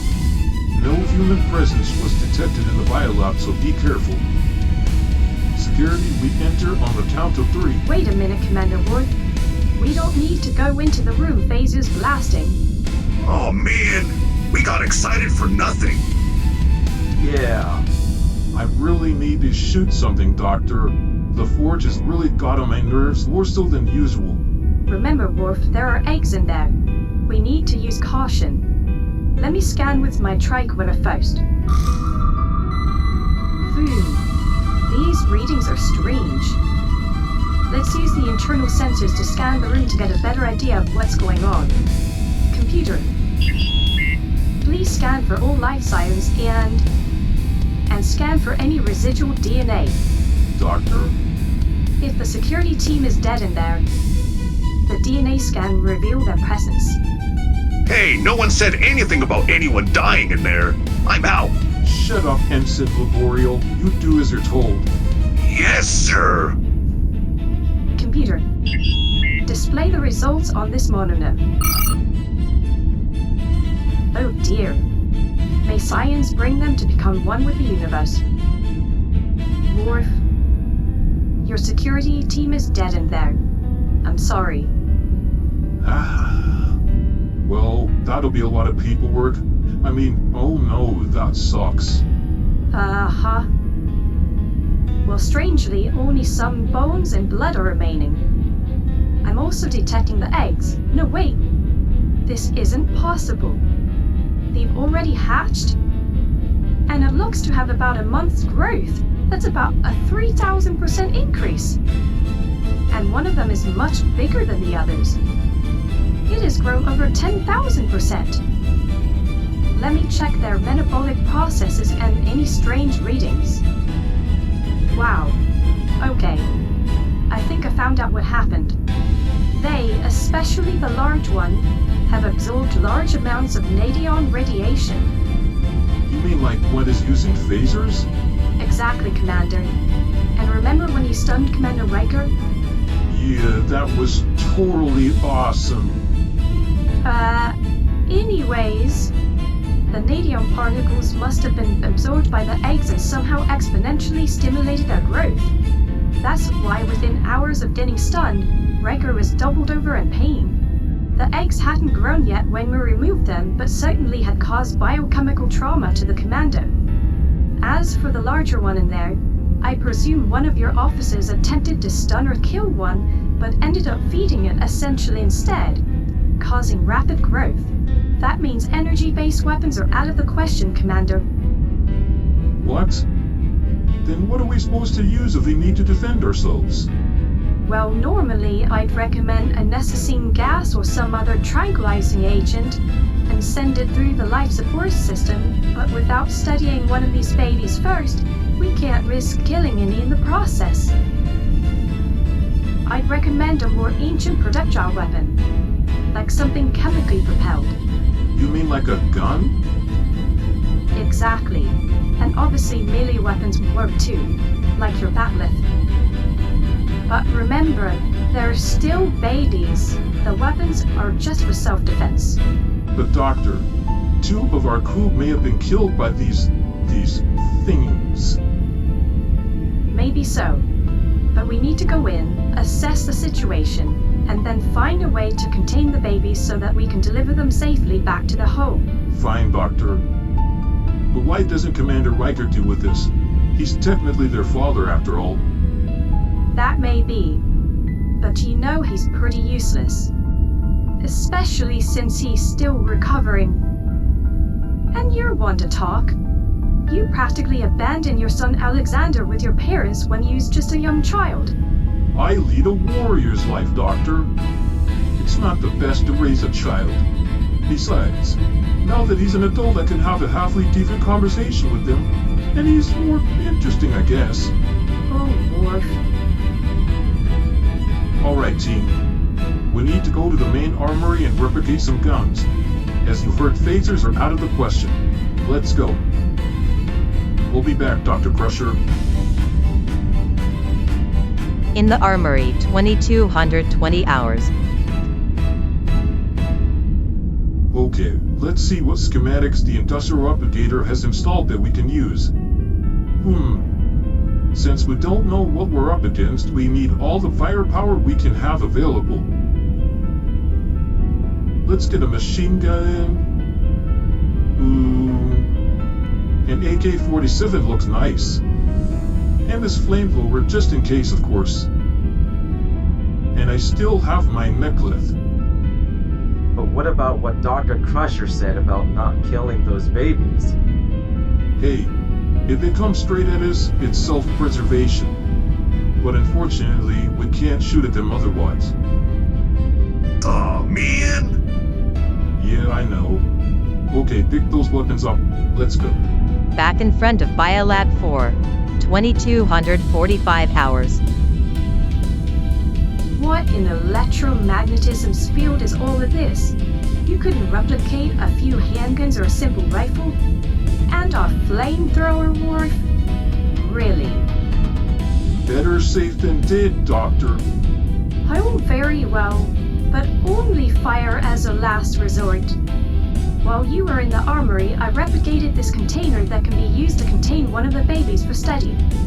I'll need you to grab one and put it in here and seal it. I would use a transporter, but the creatures are growing at an unstable rate, so the transporters can't lock on.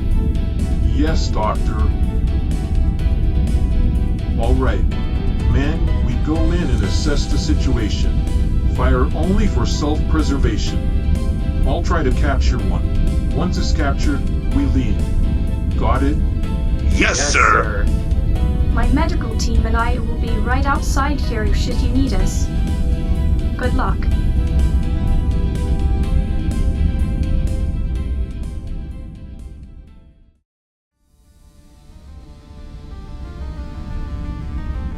Back inside of Biolab 4, 2300 hours. It's dark in here. Be careful. What the? There's bones on the floor. Watch out. Is this all that's left of Myers or Bonnie? Then get quiet.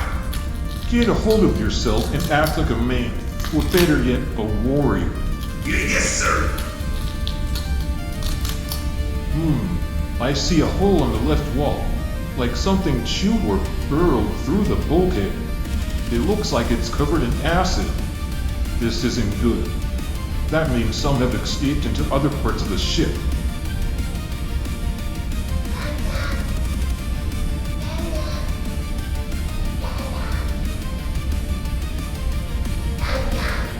You hear that? Those creatures are everywhere. Stay vigilant. What the anti-science was that? It's what I say when I'm scared. Act like a warrior or I'll kill you where you stand. Okay, I'll try. Let's see what's moving. It must be coming for us. I won't let you touch me.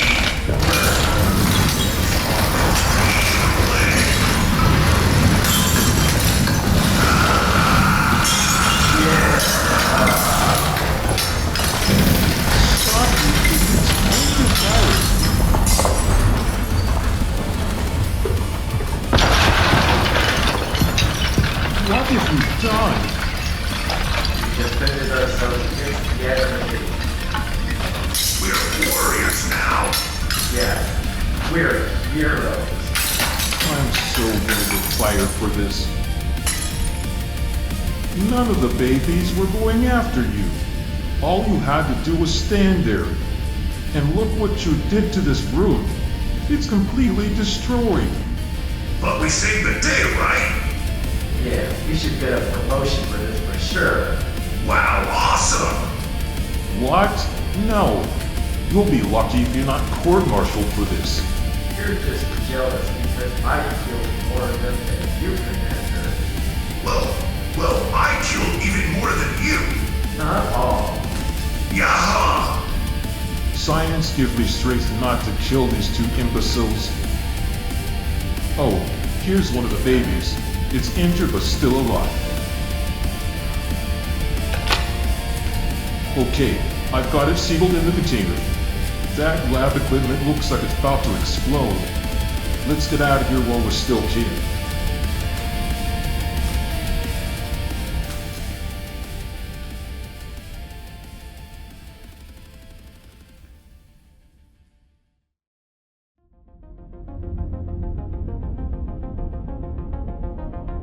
Back outside of Biolab 4.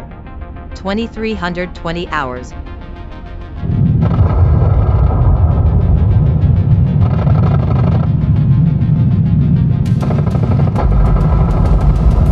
What in the name of science is going on in there? It sounds like a battlefield. It's exactly what I told them not to do.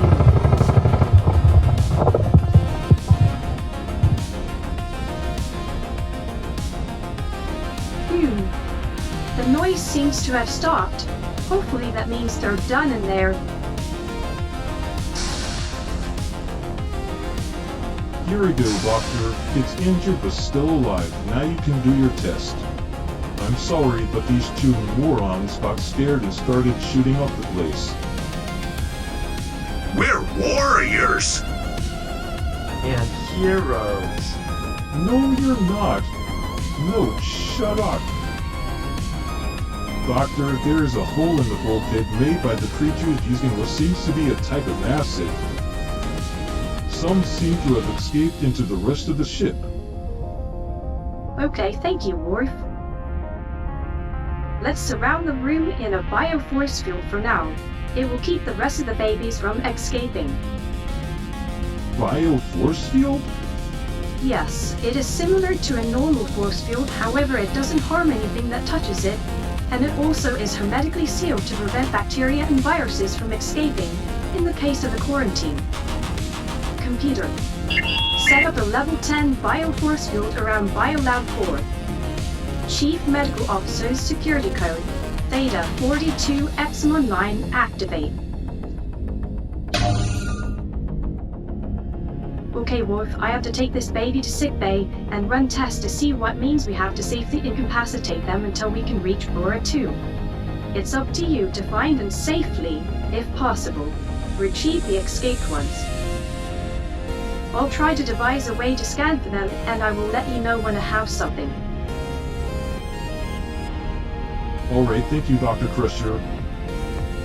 As for you two, give me those weapons back. You are confined to your quarters until further notice. Dismissed.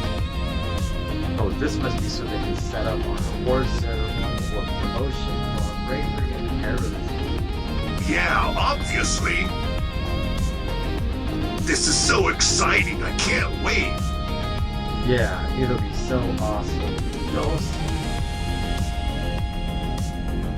They must be the two stupidest people on the ship. And there's plenty of competition. Now to explain to Captain Picard this whole mess. But first I need to assemble the security teams to go find the missing creatures. Attention all security personnel. Please meet in the tactical training room immediately.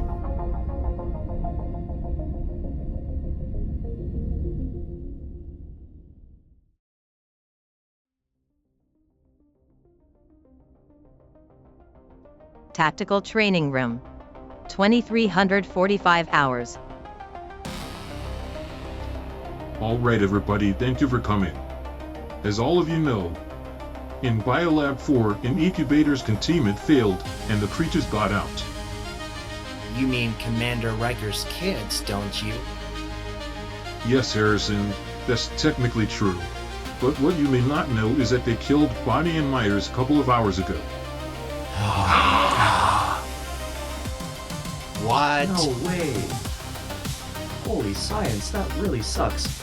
Bonnie was so hot. Yeah. That's true.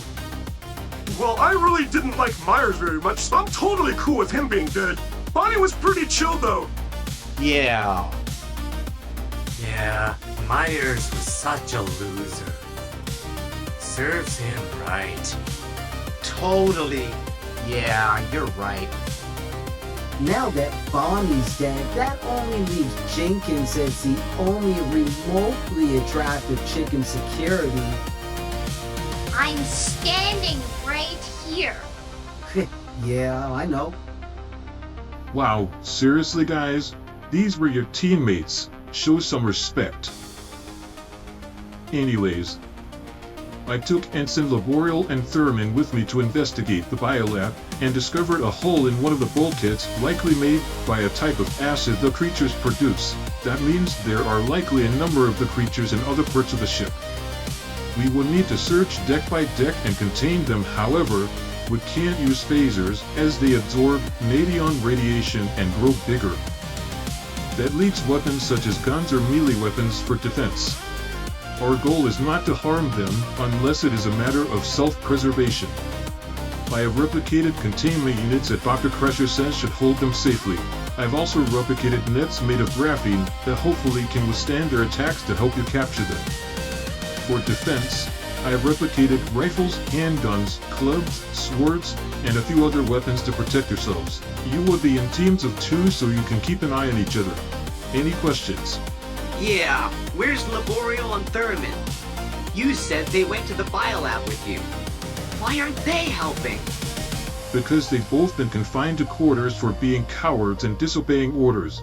They basically destroyed the lab and killed a number of the creatures unnecessarily. I gave them a machine gun and a flamethrower and they abused them. That's why the rest of you won't have access to such awesome mega weapons. Oh man! That's stupid. They had to ruin it for the rest of us. Enough. Now collect your weapons and nets. I have created a search pattern starting just outside Biolab 4. I have already assigned you into teams. If you run into trouble, call for backup. The creatures are very dangerous, so don't let your guard down. Now get going. Dismissed. Yes, sir. Yes, sir. Yes, sir. All right. Yes, sir.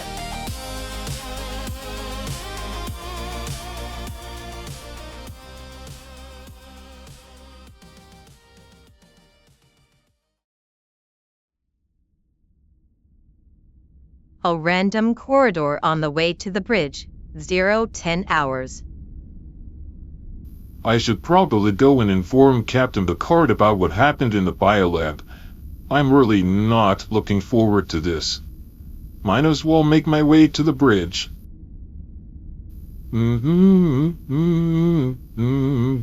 Slash and burn, maim and kill. Kalis will meet us on the hill. I am a warrior, warrior, warrior. The battle couldn't be gorier. When I take my backlist to... Dr. Crusher to Commander Worf. Worf here. Worf, may I see you in sickbay? I have an important update for you. I'm on my way, Doctor. Yes.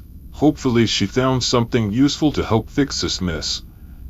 Then I can have more information to give the captain. Sickbay, 015 hours.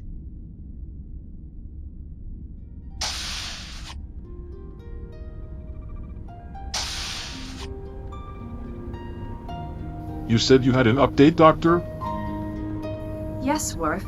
I performed a detailed genomic sequence on the injured baby you captured. It turns out that it possesses some of Commander Wrecker's DNA. It seems that the males that carry the eggs are not simply a host, but also transfer some of their DNA to the eggs during gestation. Fascinating, Doctor. But how does this help us safely incapacitate the creatures and find the missing ones? Because Commander Riker is allergic to a chemical produced by Boolean intestinal fissures, one of the many diseases he's contracted through his many various relationships. The allergy causes the person to pass out. It is caused by a genetic mutation, one that he passed to the babies. So in theory, we can produce the chemical in gaseous form and pump it through the environmental system to put all the babies to sleep. For the missing ones, I can provide you with the chemical to spray at them to put them to sleep. We're truly lucky we found out about the allergy, as I tried using Neurocene, Anestacene, and actually the entire database of known tranquilizing and sleep agents. However, they seem to be immune to all of them. In any case, I'm very hopeful that this chemical will do the trick. Awesome, Doctor.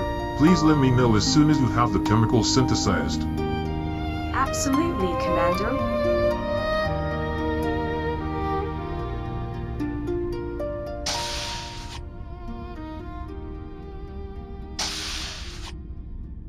Now that I have more information, it would be a good time to talk to Captain Picard. I should get to the bridge.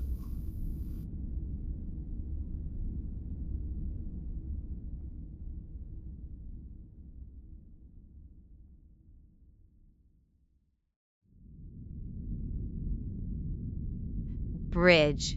0:45 hours.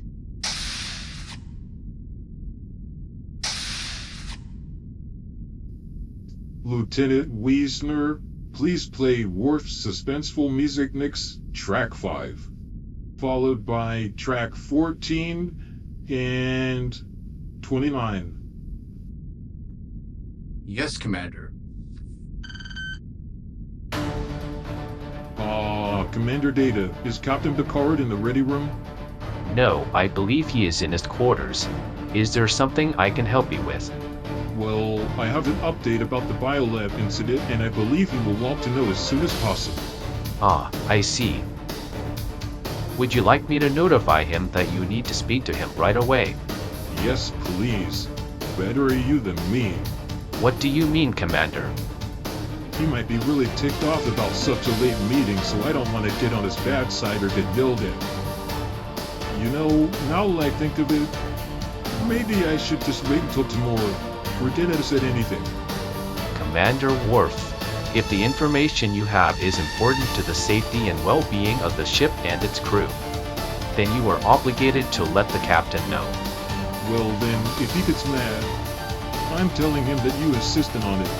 No offense, but since you have no emotions, at least while your emotion chip is damaged, then you won't care about getting yelled at. This is true. Very well, Mr. Worf. You may blame me if the captain gets upset. Getting yelled at may prove enlightening, helping me gain more knowledge in what it means to be human. Yes. Commander Data to Captain Picard. Yes, Commander, this better be important. Yes, sir. Commander Worf needs to see you immediately regarding the biolab incident. Very well. Tell him I'll meet him in my ready room in 10-ish minutes. Picard out. Thank you, Commander. You are welcome, Worf. I wonder what they're talking about. It must be super secret stuff. Maybe species 8472 is coming, or a huge space beetle about to swallow us, or... Dude, we've been up here for several hours and we haven't had the slightest thing unusual happen. Don't you think the bridge would know first if something was happening? Oh yeah, I didn't think of that. Well, maybe... Can I help you, Ensign White? No, sir. Then stop staring and do your job. Ensigns White and Hotchko, please focus on your duties. Yes, sir. Yes, sir.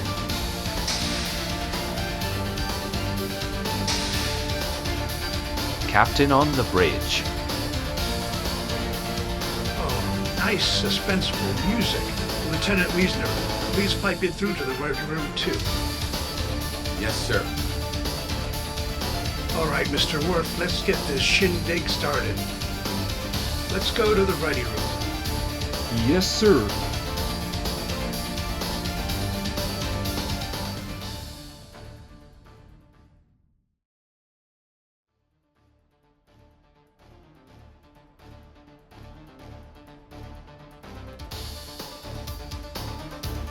Ready room.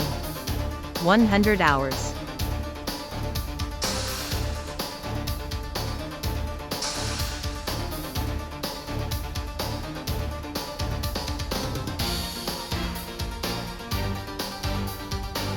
All right, Mr. Worf, have a seat. Computer. Earl Grey, hot. With 3 shots of brandy and 1 scotch. Would you like anything? Prune juice, perhaps? No thank you, sir. I only drink prune juice to help... To make you go poopies. Yeah, I know. How did you know that? Why does anyone drink prune juice? Certainly isn't for the flavor. Anyways, what's so important to tell me at 0100 in the morning? Well, as you know, Dr. Crusher and I went to investigate the containment issue in Biolab 4. Sparing you every detail, the 2 ensigns that were assigned to guard the room were killed and eaten by the creatures. Wow, sucks to be them. So technically, Commander Riker's kids murdered 2 of our crew members. Got it. Give me a second. I've got to write this down in my Riker demerit log. Sir? Oh, it's a log to keep all of the dumb, stupid, annoying, or ridiculous things that Riker does as first officer. I need leverage. That is, evidence so I can eventually get him fired. But you didn't see or hear anything about it. Got it? Yes, Captain. Okay, go on, continue. So somehow the creatures escaped the incubator, killed the officers, and there is a hole in the bulkhead where the creatures seem to use some sort of acid to burn through. So there are a number of the creatures loose somewhere on the ship. And it seems that Nadion radiation is absorbed by the creatures and causes them to grow faster. So we can't stun them with phasers. However, Dr. Crusher has just informed me that there is a chemical compound that the creatures may be susceptible to that will put them to sleep. She will let me know as soon as it is ready.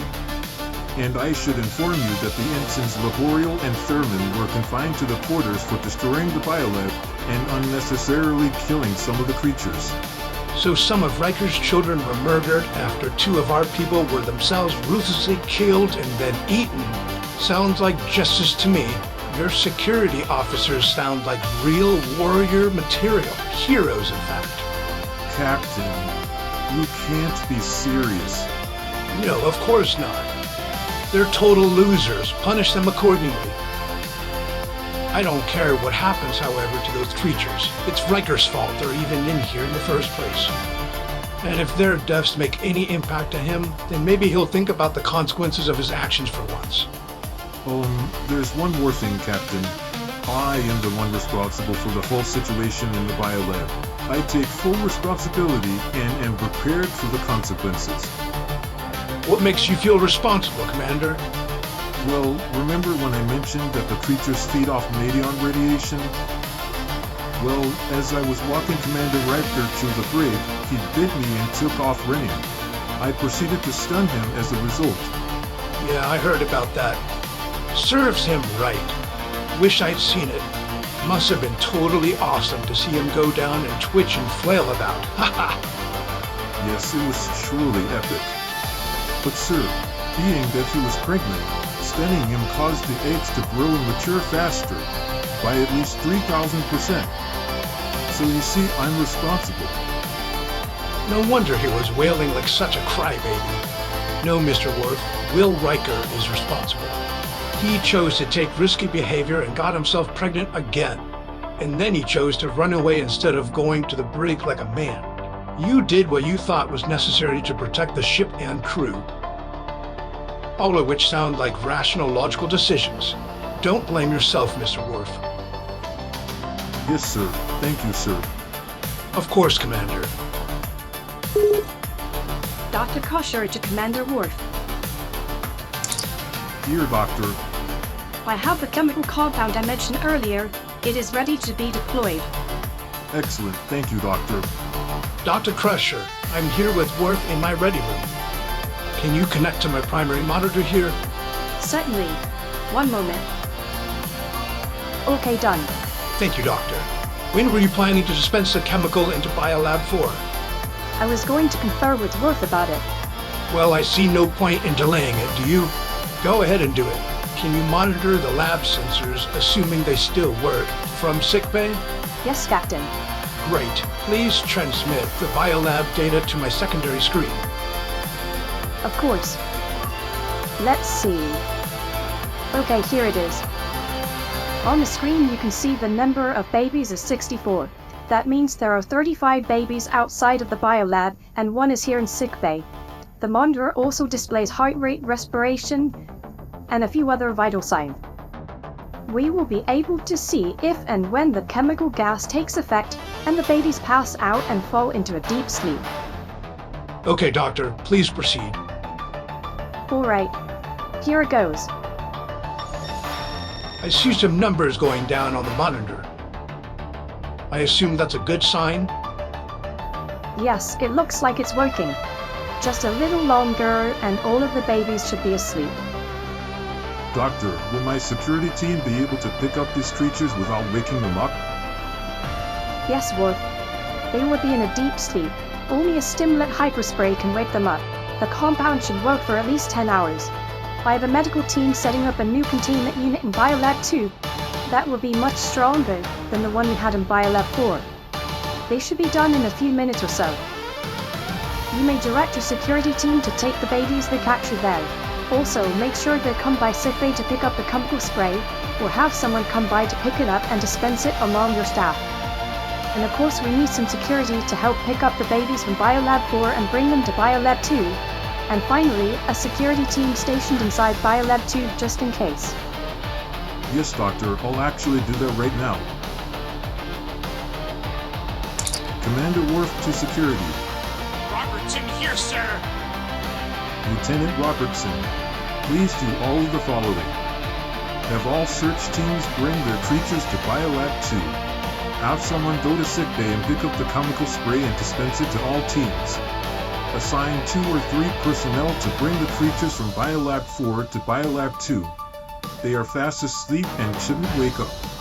And finally, assign 2 officers to guard inside Biolab 2. Got it, sir. I'll get on this right away. Thank you, Lieutenant Robertson. Worf out. Well, that looks to be in the process of getting cleaned up. Thank you both. Yes, Of Captain. course, Captain. I noticed you, Dr. Crusher, called them babies, while Mr. Worf, you call them creatures. What do you believe they should be referred to as, Captain? Well, since apparently they share some of Commander Riker's DNA and murdered and ate 2 members of his crew, I'll refer to them as demon spawn. Captain. Sounds more appropriate, actually.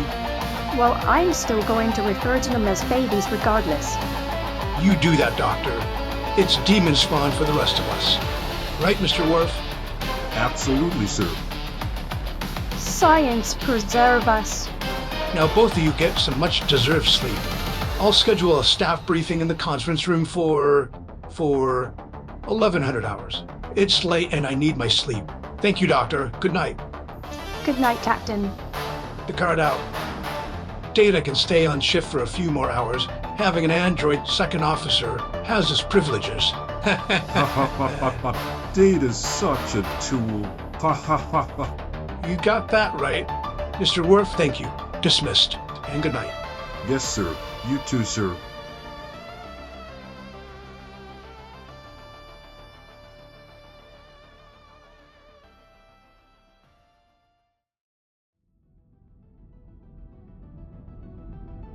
A random corridor on Deck 4. 0130 hours. Commander Worf always has such great taste in music. I always look forward to the music selection during a crisis. Yeah, I got a copy of one of Commander Worf's mixed ice linear chips from Lieutenant Robertson. It's awesome. Oh, I think I hear one. It's just around this corner. Oh, here it is. It's ugly. Someone mentioned it looked a little like Commander Riker in the face. No doubt it's missing. Yeah, totally. Quick, scurry and get the net over it before it runs away. Or at us, for that matter. Right. Got it. Starting to fall asleep. Okay, I got the net around it. No way I'm touching this thing with my bare hands. Yeah, so gross. Here, I'll get the container open. Just drop it in. Careful. Okay, finally, got one. Yeah, cool. Let's get this to Biolab 2 and then hunt for more of them. Right, let's go. Hold on a second. I want to wait until this song is over. It rocks. Come on, Davis. I'll give you a copy of the mix oscillator chip for Dr. Robertson. Let's go. Oh, alright.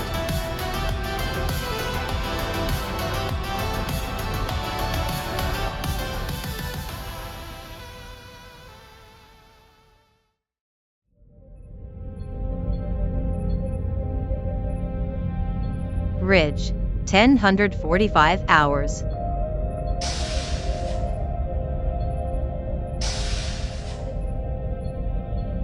Captain on the bridge. Mr. Data, are you still on that ambient music fix? Yes, sir.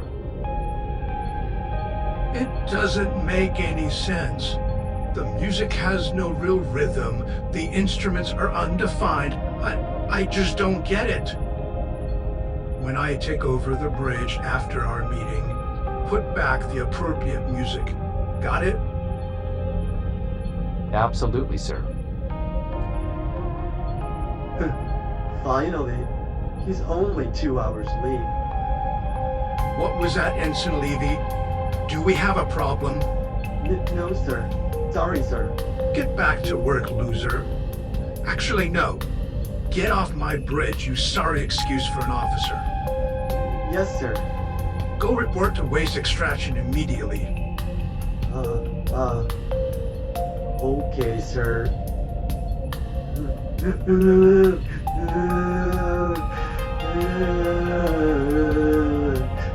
Are you crying, Ensign? No.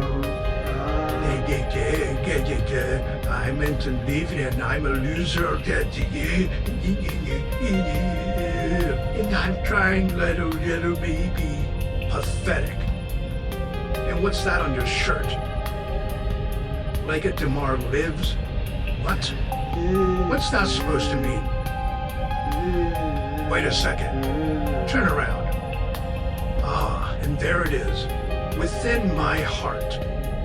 Heroes are forever. For Cardassia? Wait, so your shirt says, like a DeMar lives. Within my heart. Heroes are forever. For Cardassia. Seriously? Not only do you not come in proper uniform, but you come in with lame and inflammatory political propaganda? Have fun wading knee deep in your fellow crew members' poop, loser. No, get lost.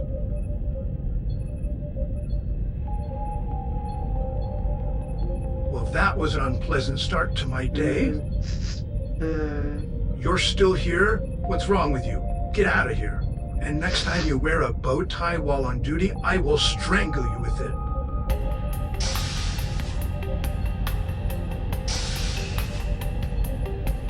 Captain, don't you think that was a bit harsh? Do you want to join him in waste extraction, Counselor? No, sir. Then keep your mouth shut. You'll know when I want your opinion. Captain. Yes, Mr. Data. The USS Somalia is wondering why we are not at the rendezvous point to accept Lieutenant Rompton and the new cadets. Tell them it's because we don't want their loser King Rompton and his merry band of rejects. Oh, okay, sir. No, Data, that was sarcasm, a joke. Actually, it was the truth, but I don't want you to tell them that. I see. I believe I understand, sir. Ha, ha, ha. Your laugh needs lots of work, Data. Yes, sir. Just tell them we're unavoidably delayed and we'll try to meet at the rendezvous point as soon as possible. Okay, it's about time for the meeting. All senior staff to the conference room.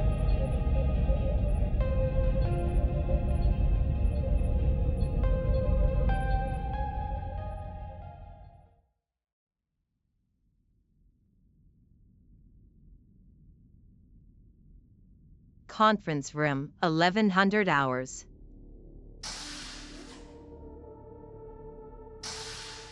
Good morning, everyone. I apologize for the late briefing, but as you know, it's been a rough 24 hours. Status reports, everyone. Data, you first. Yes, Captain. No anomalies to report except a few minor console terminal and power regulator failures due to damage caused by the baby creatures that were loose on the ship. Data, you need to rephrase that. Captain? We've collectively decided to call them Demon Spawn. Please refer to them as such. Curious, sir. May I ask why? Certainly. They are destructive little creatures that most importantly came out of Commander Riker's body and share his DNA. That makes them Demon Spawn. Got it? Yes, I believe so, Captain. Captain, as you know, I never agreed to use that tone. I preferred to use... Yes, Doctor. But you were outvoted and overruled. Tough luck. Yes, Captain. Doctor, you might as well go next. Well, the babies... Demon Spawn. They are safely contained in Biolab 4, at least all those captured. As for Commander Riker, he is still in deep sleep in his quarters, but should regain consciousness any time within the next few hours. Good for him. Vacation's over, buddy. But wait, he's not in the brig? What gives? Well, firstly, we needed to transfer him to sickbay to remove the eggs and treat his wounds. Then it seems he's already gone through so much trauma the past couple of days. The break seemed a bit much. Fine. Whatever you say, Doctor. It's not like this is the first time he's gone through this. Anyway, Worf, you're up. Yes, sir. Still nothing anomalous or dangerous within 5 parsecs. As for the demon spawn... Yes! We are down to just a few, and hopefully we will have them captured and brought to Biolab 4 within an hour or 2 at most. As you know, the internal sensors in most of the ships, such as those in the living quarters and corridors, are incapable of registering them as life forms. Because they clearly have no souls, just like their father, Commander Riker. But please go on. Yes, well, they have some sort of natural shielding that most of the sensors bounce off of. As a result, we've been limited to using tranquilers, which, while they work, they are limited to just 10 meters or so. That means my security team has to scan every part of the ship by hand. I have this pad of the location of where all the demon spawn have been found and captured. I have tried to see if there is a pattern to their locations, but I am having trouble making sense of it. Although I know there is one, I can feel it. Data, can you look at this and see if you can find a pattern? Certainly, Commander. Let me see. Let me try a few search algorithms. Looks like Data has a new best friend. Let me try this. That didn't take long. Well, I hope you two are happy together. Not. I'll find a way to sabotage it. If I can't be Data's best friend, then no one can. I'm not jealous, of course. No, I just know that no one was a better best friend than me. Yeah!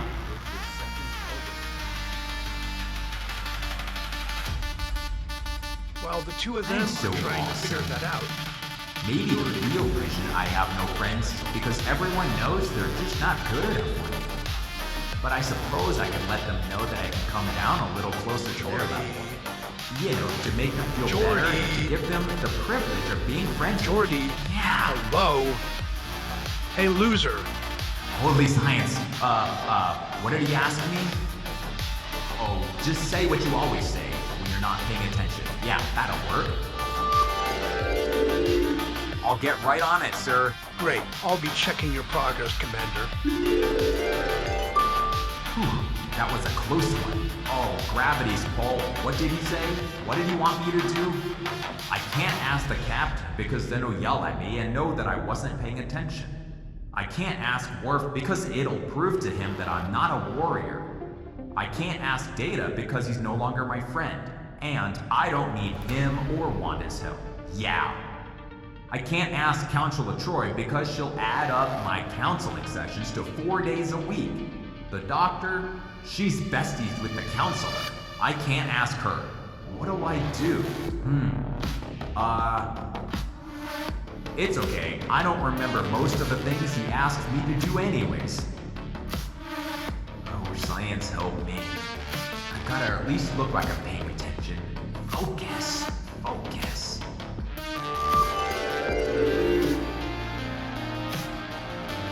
Counselor, you're next. A few crew members are nervous due to the creatures, demon spawn, released throughout the ship. But once they are all captured, I'm sure everyone will feel much more at ease. Other than that, the crew is confident and looking forward to getting underway. Thank you, Counselor. If that is all, then you are all Captain. What is it, Data? I believe I have found a pattern to the demon spawn's movement. They seem to be heading for Deck 4, Officers' Quarters. Well, why would that be? Oh my science, it's Riker. They must have some sort of instinctual response to get back to the host, likely to consume it. To eat Commander Riker. Now, calm down. I'm sure it's just a coincidence. Besides, even if it's true, it's just the universe's absolute law of karma fulfilling itself.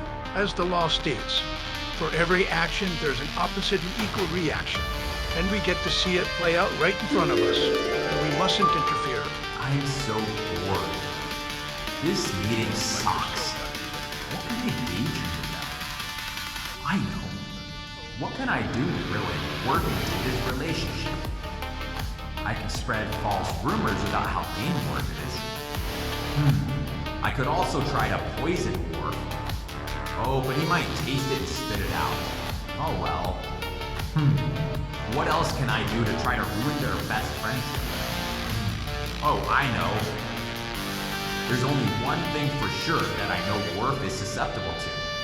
Now, if I can only get him alone in the cargo bay, and I can hide behind some storage barrels on the upper level, and then it's just a matter of tipping one over at the right time. Yeah, that'll work. But I'd be too easily caught by the sensors.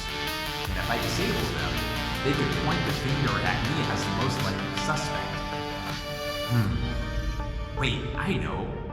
I will challenge Worf to a battle contest in the holodeck, and with a little work, everyone will see how much more of a true warrior I am than Worf.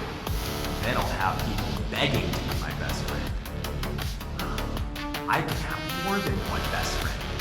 Maybe one every day of the week. Wow. I better start preparing. This will be glorious. Hey, why is everyone surprised at the captain? What did he say?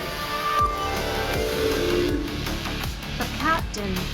That is not honorable. Fine. Save him if you must. Security. Ensign Davis here, sir. Meet me outside Commander Riker's quarters immediately. Yes, Commander. Right away. All right, everyone. Once all the demon spawn have been captured, then we'll set a course for Vora 2. Dismissed.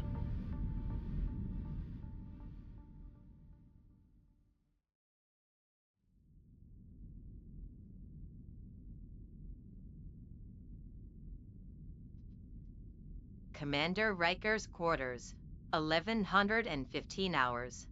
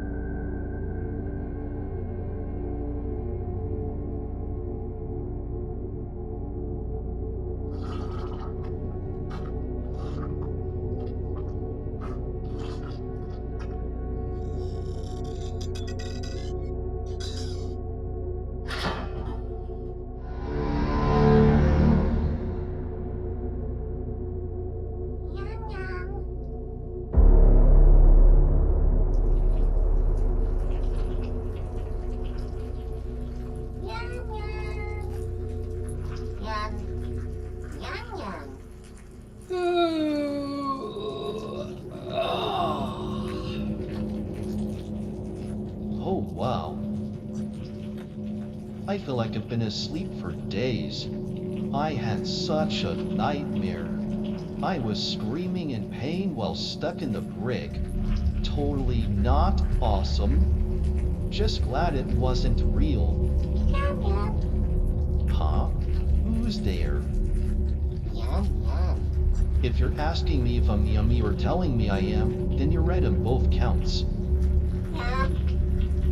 Where are you? Oh, there you are. Oh wow, you are so beautiful. And oh, you even look a little like me. Where did you come from? Well, it doesn't matter. You and I will have lots of fun and... Commander, look out! Huh? Take that, demon spawn.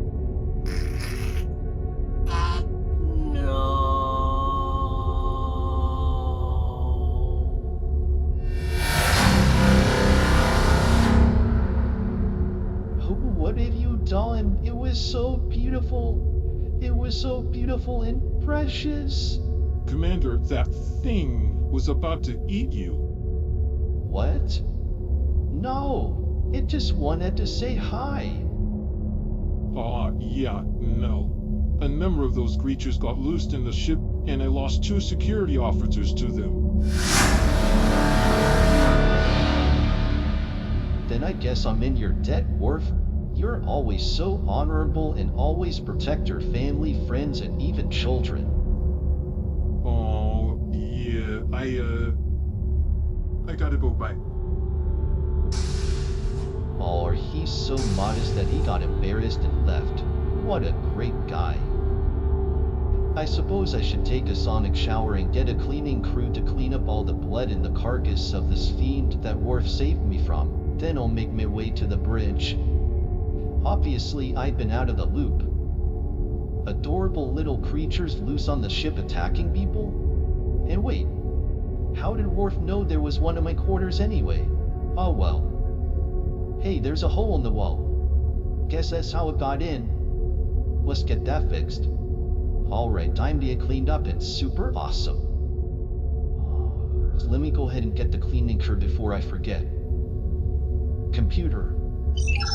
Please let maintenance know I need a team in my quarters to clean up a mess and fix a hole in the wall immediately.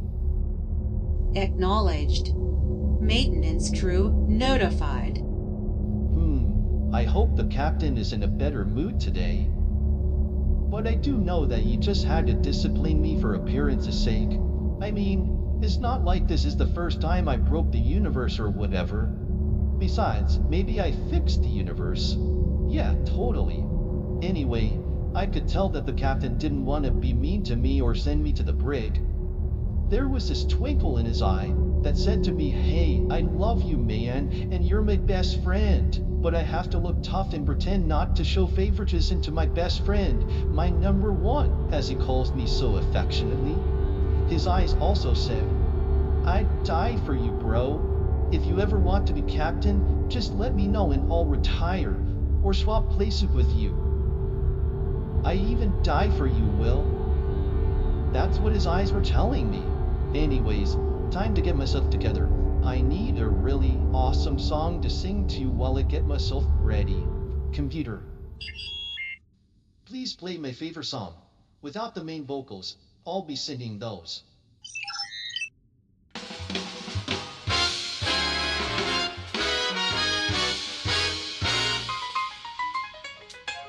Captain Picard is my best friend.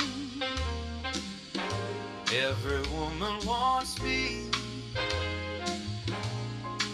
So much love to give, so few women, so little time. Yeah, I'm so awesome. Yeah, I'm so awesome. I've made love to a rock. I've even made love to Spock. Even plants get my seed. Anything to fulfill my needs. Captain Picard is my best friend. Every woman wants me. So much love to give, so few women, so little time. Yeah, yeah, I'm so awesome. Yeah, yeah, I'm so awesome. They say love is a disease. To that I say yes, please. For me, love is like breathing. Without it, I'm leaving. As I can't hold my breath, love without me is dead. Captain Picard is my best friend. Every woman wants me. So much love to give, so few women, so little time. Yeah, yeah, I'm so awesome. Gotta make sure not to clean yard first. After all, body odor can be a great aphrodisiac.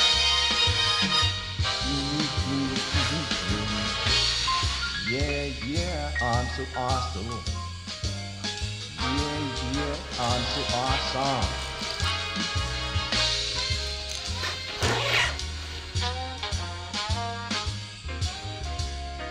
Where are my shoes?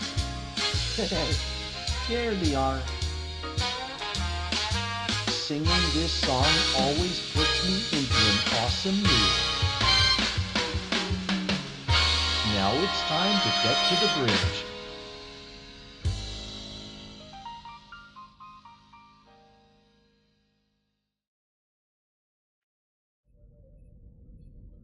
Bridge, 1125 hours. Alright, Captain. Every demon spawn is either dead or captured and put into Biolab 4. Thank you, Worf. Does this mean you killed the one that you suspected was going to kill Riker? Yes, sir. As soon as I entered the commander's quarters, I saw the creature. It was inching closer to Riker while he was still talking to it. He was talking to it as if it was his new best friend. I slew it before it could harm him. Thank you, Worf, but sometimes I really wish you acted a little slower. Captain? I'll make it simple. Had you let the creature kill and eat Riker, then he'd no longer be my problem. And then Data would become first officer, and then you'd become my second officer. Oh, I didn't think of that. I was just thinking of honor and stuff. It's okay, Mr. Worf. Next time. Yes, sir. Did you at least manage to kill it in front of him? Yes, sir. He saw the entire thing. Awesome. Did you tell him it was his child? What? No. Excellent. You saved that for me. And it's not even my birthday. Thank you so much, Commander Worf. This will be epic. Okay, sir. I'll just man my station. Great. Hey everyone, I'm back in action. What the anti-science? I thought I'd have at least another day without this imbecile. Welcome back to work, number one. Great to see you up and about. Thanks, Captain. I can tell you really mean that. We were just about to head back to Vora 2. Really? Are you interested in their aphrodisiacs? I can help you with that if you want me to. As you know, I have a lot of experience with these things. Yes, well, that really won't be necessary. Then why are we heading back to there, sir? Science preserve me. On the one hand, I want to destroy and completely annihilate any amount and source of happiness from his very being. At the same time, I feel this little thing nagging at me. I think they call it guilt. Haha, it won't work. I'm too strong for that. Okay, Will, here's the deal. The Witches of Brost gave you an aphrodisiac that impregnated you with their eggs. When you were stunned by Mr. Worf, it accelerated their growth. Some of them killed 2 security officers, and a few others escaped, including the one you encountered in your quarters. All of them have now been captured or killed. We will be on our way to Vora 2 to deliver the remaining demon spawn back to their home. Okay.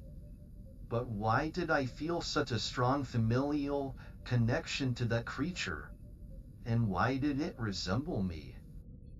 I take great pleasure in telling you this. When you drank the aphrodisiac / vomit, you didn't realize that inside the vomit were their eggs. Once ingested, the eggs implanted themselves within your stomach lining, waiting to gestate, where they would then consume you for nourishment. However, lucky for you, Worf stunned you, which made the creatures grow exponentially faster, as they apparently thrive on the Nadion radiation. Since you were already being monitored in the brig, a medical team was available right away and was, unfortunately, able to save you from a most certain, grueling, disgusting, painful death. Oh, and just to make it clear, that creature you were admiring in your quarters before Worf murdered it, that was your child. Worf slew one of your children right in front of you. How does that make you feel, Commander? Hey, what the anti-science? It's cool. I got this, Worf. Actually, I feel pretty chill. I mean, what's one or even a dozen children compared to all of the ones I fathered or even will father, maybe even with Deanna? No. Or not? With whomever I may meet in the future. Besides, this one was going to eat me according to Worf, so he actually saved my life. I'm totally cool with it all. Commander Worf, would you like to be the godfather of my child that you slew? Since it's dead and all, it would require no responsibility whatsoever on your part. I've seen how capable you've been with Alexander. Yeah, okay, sure. Great. Wait, what? Can we get underway now?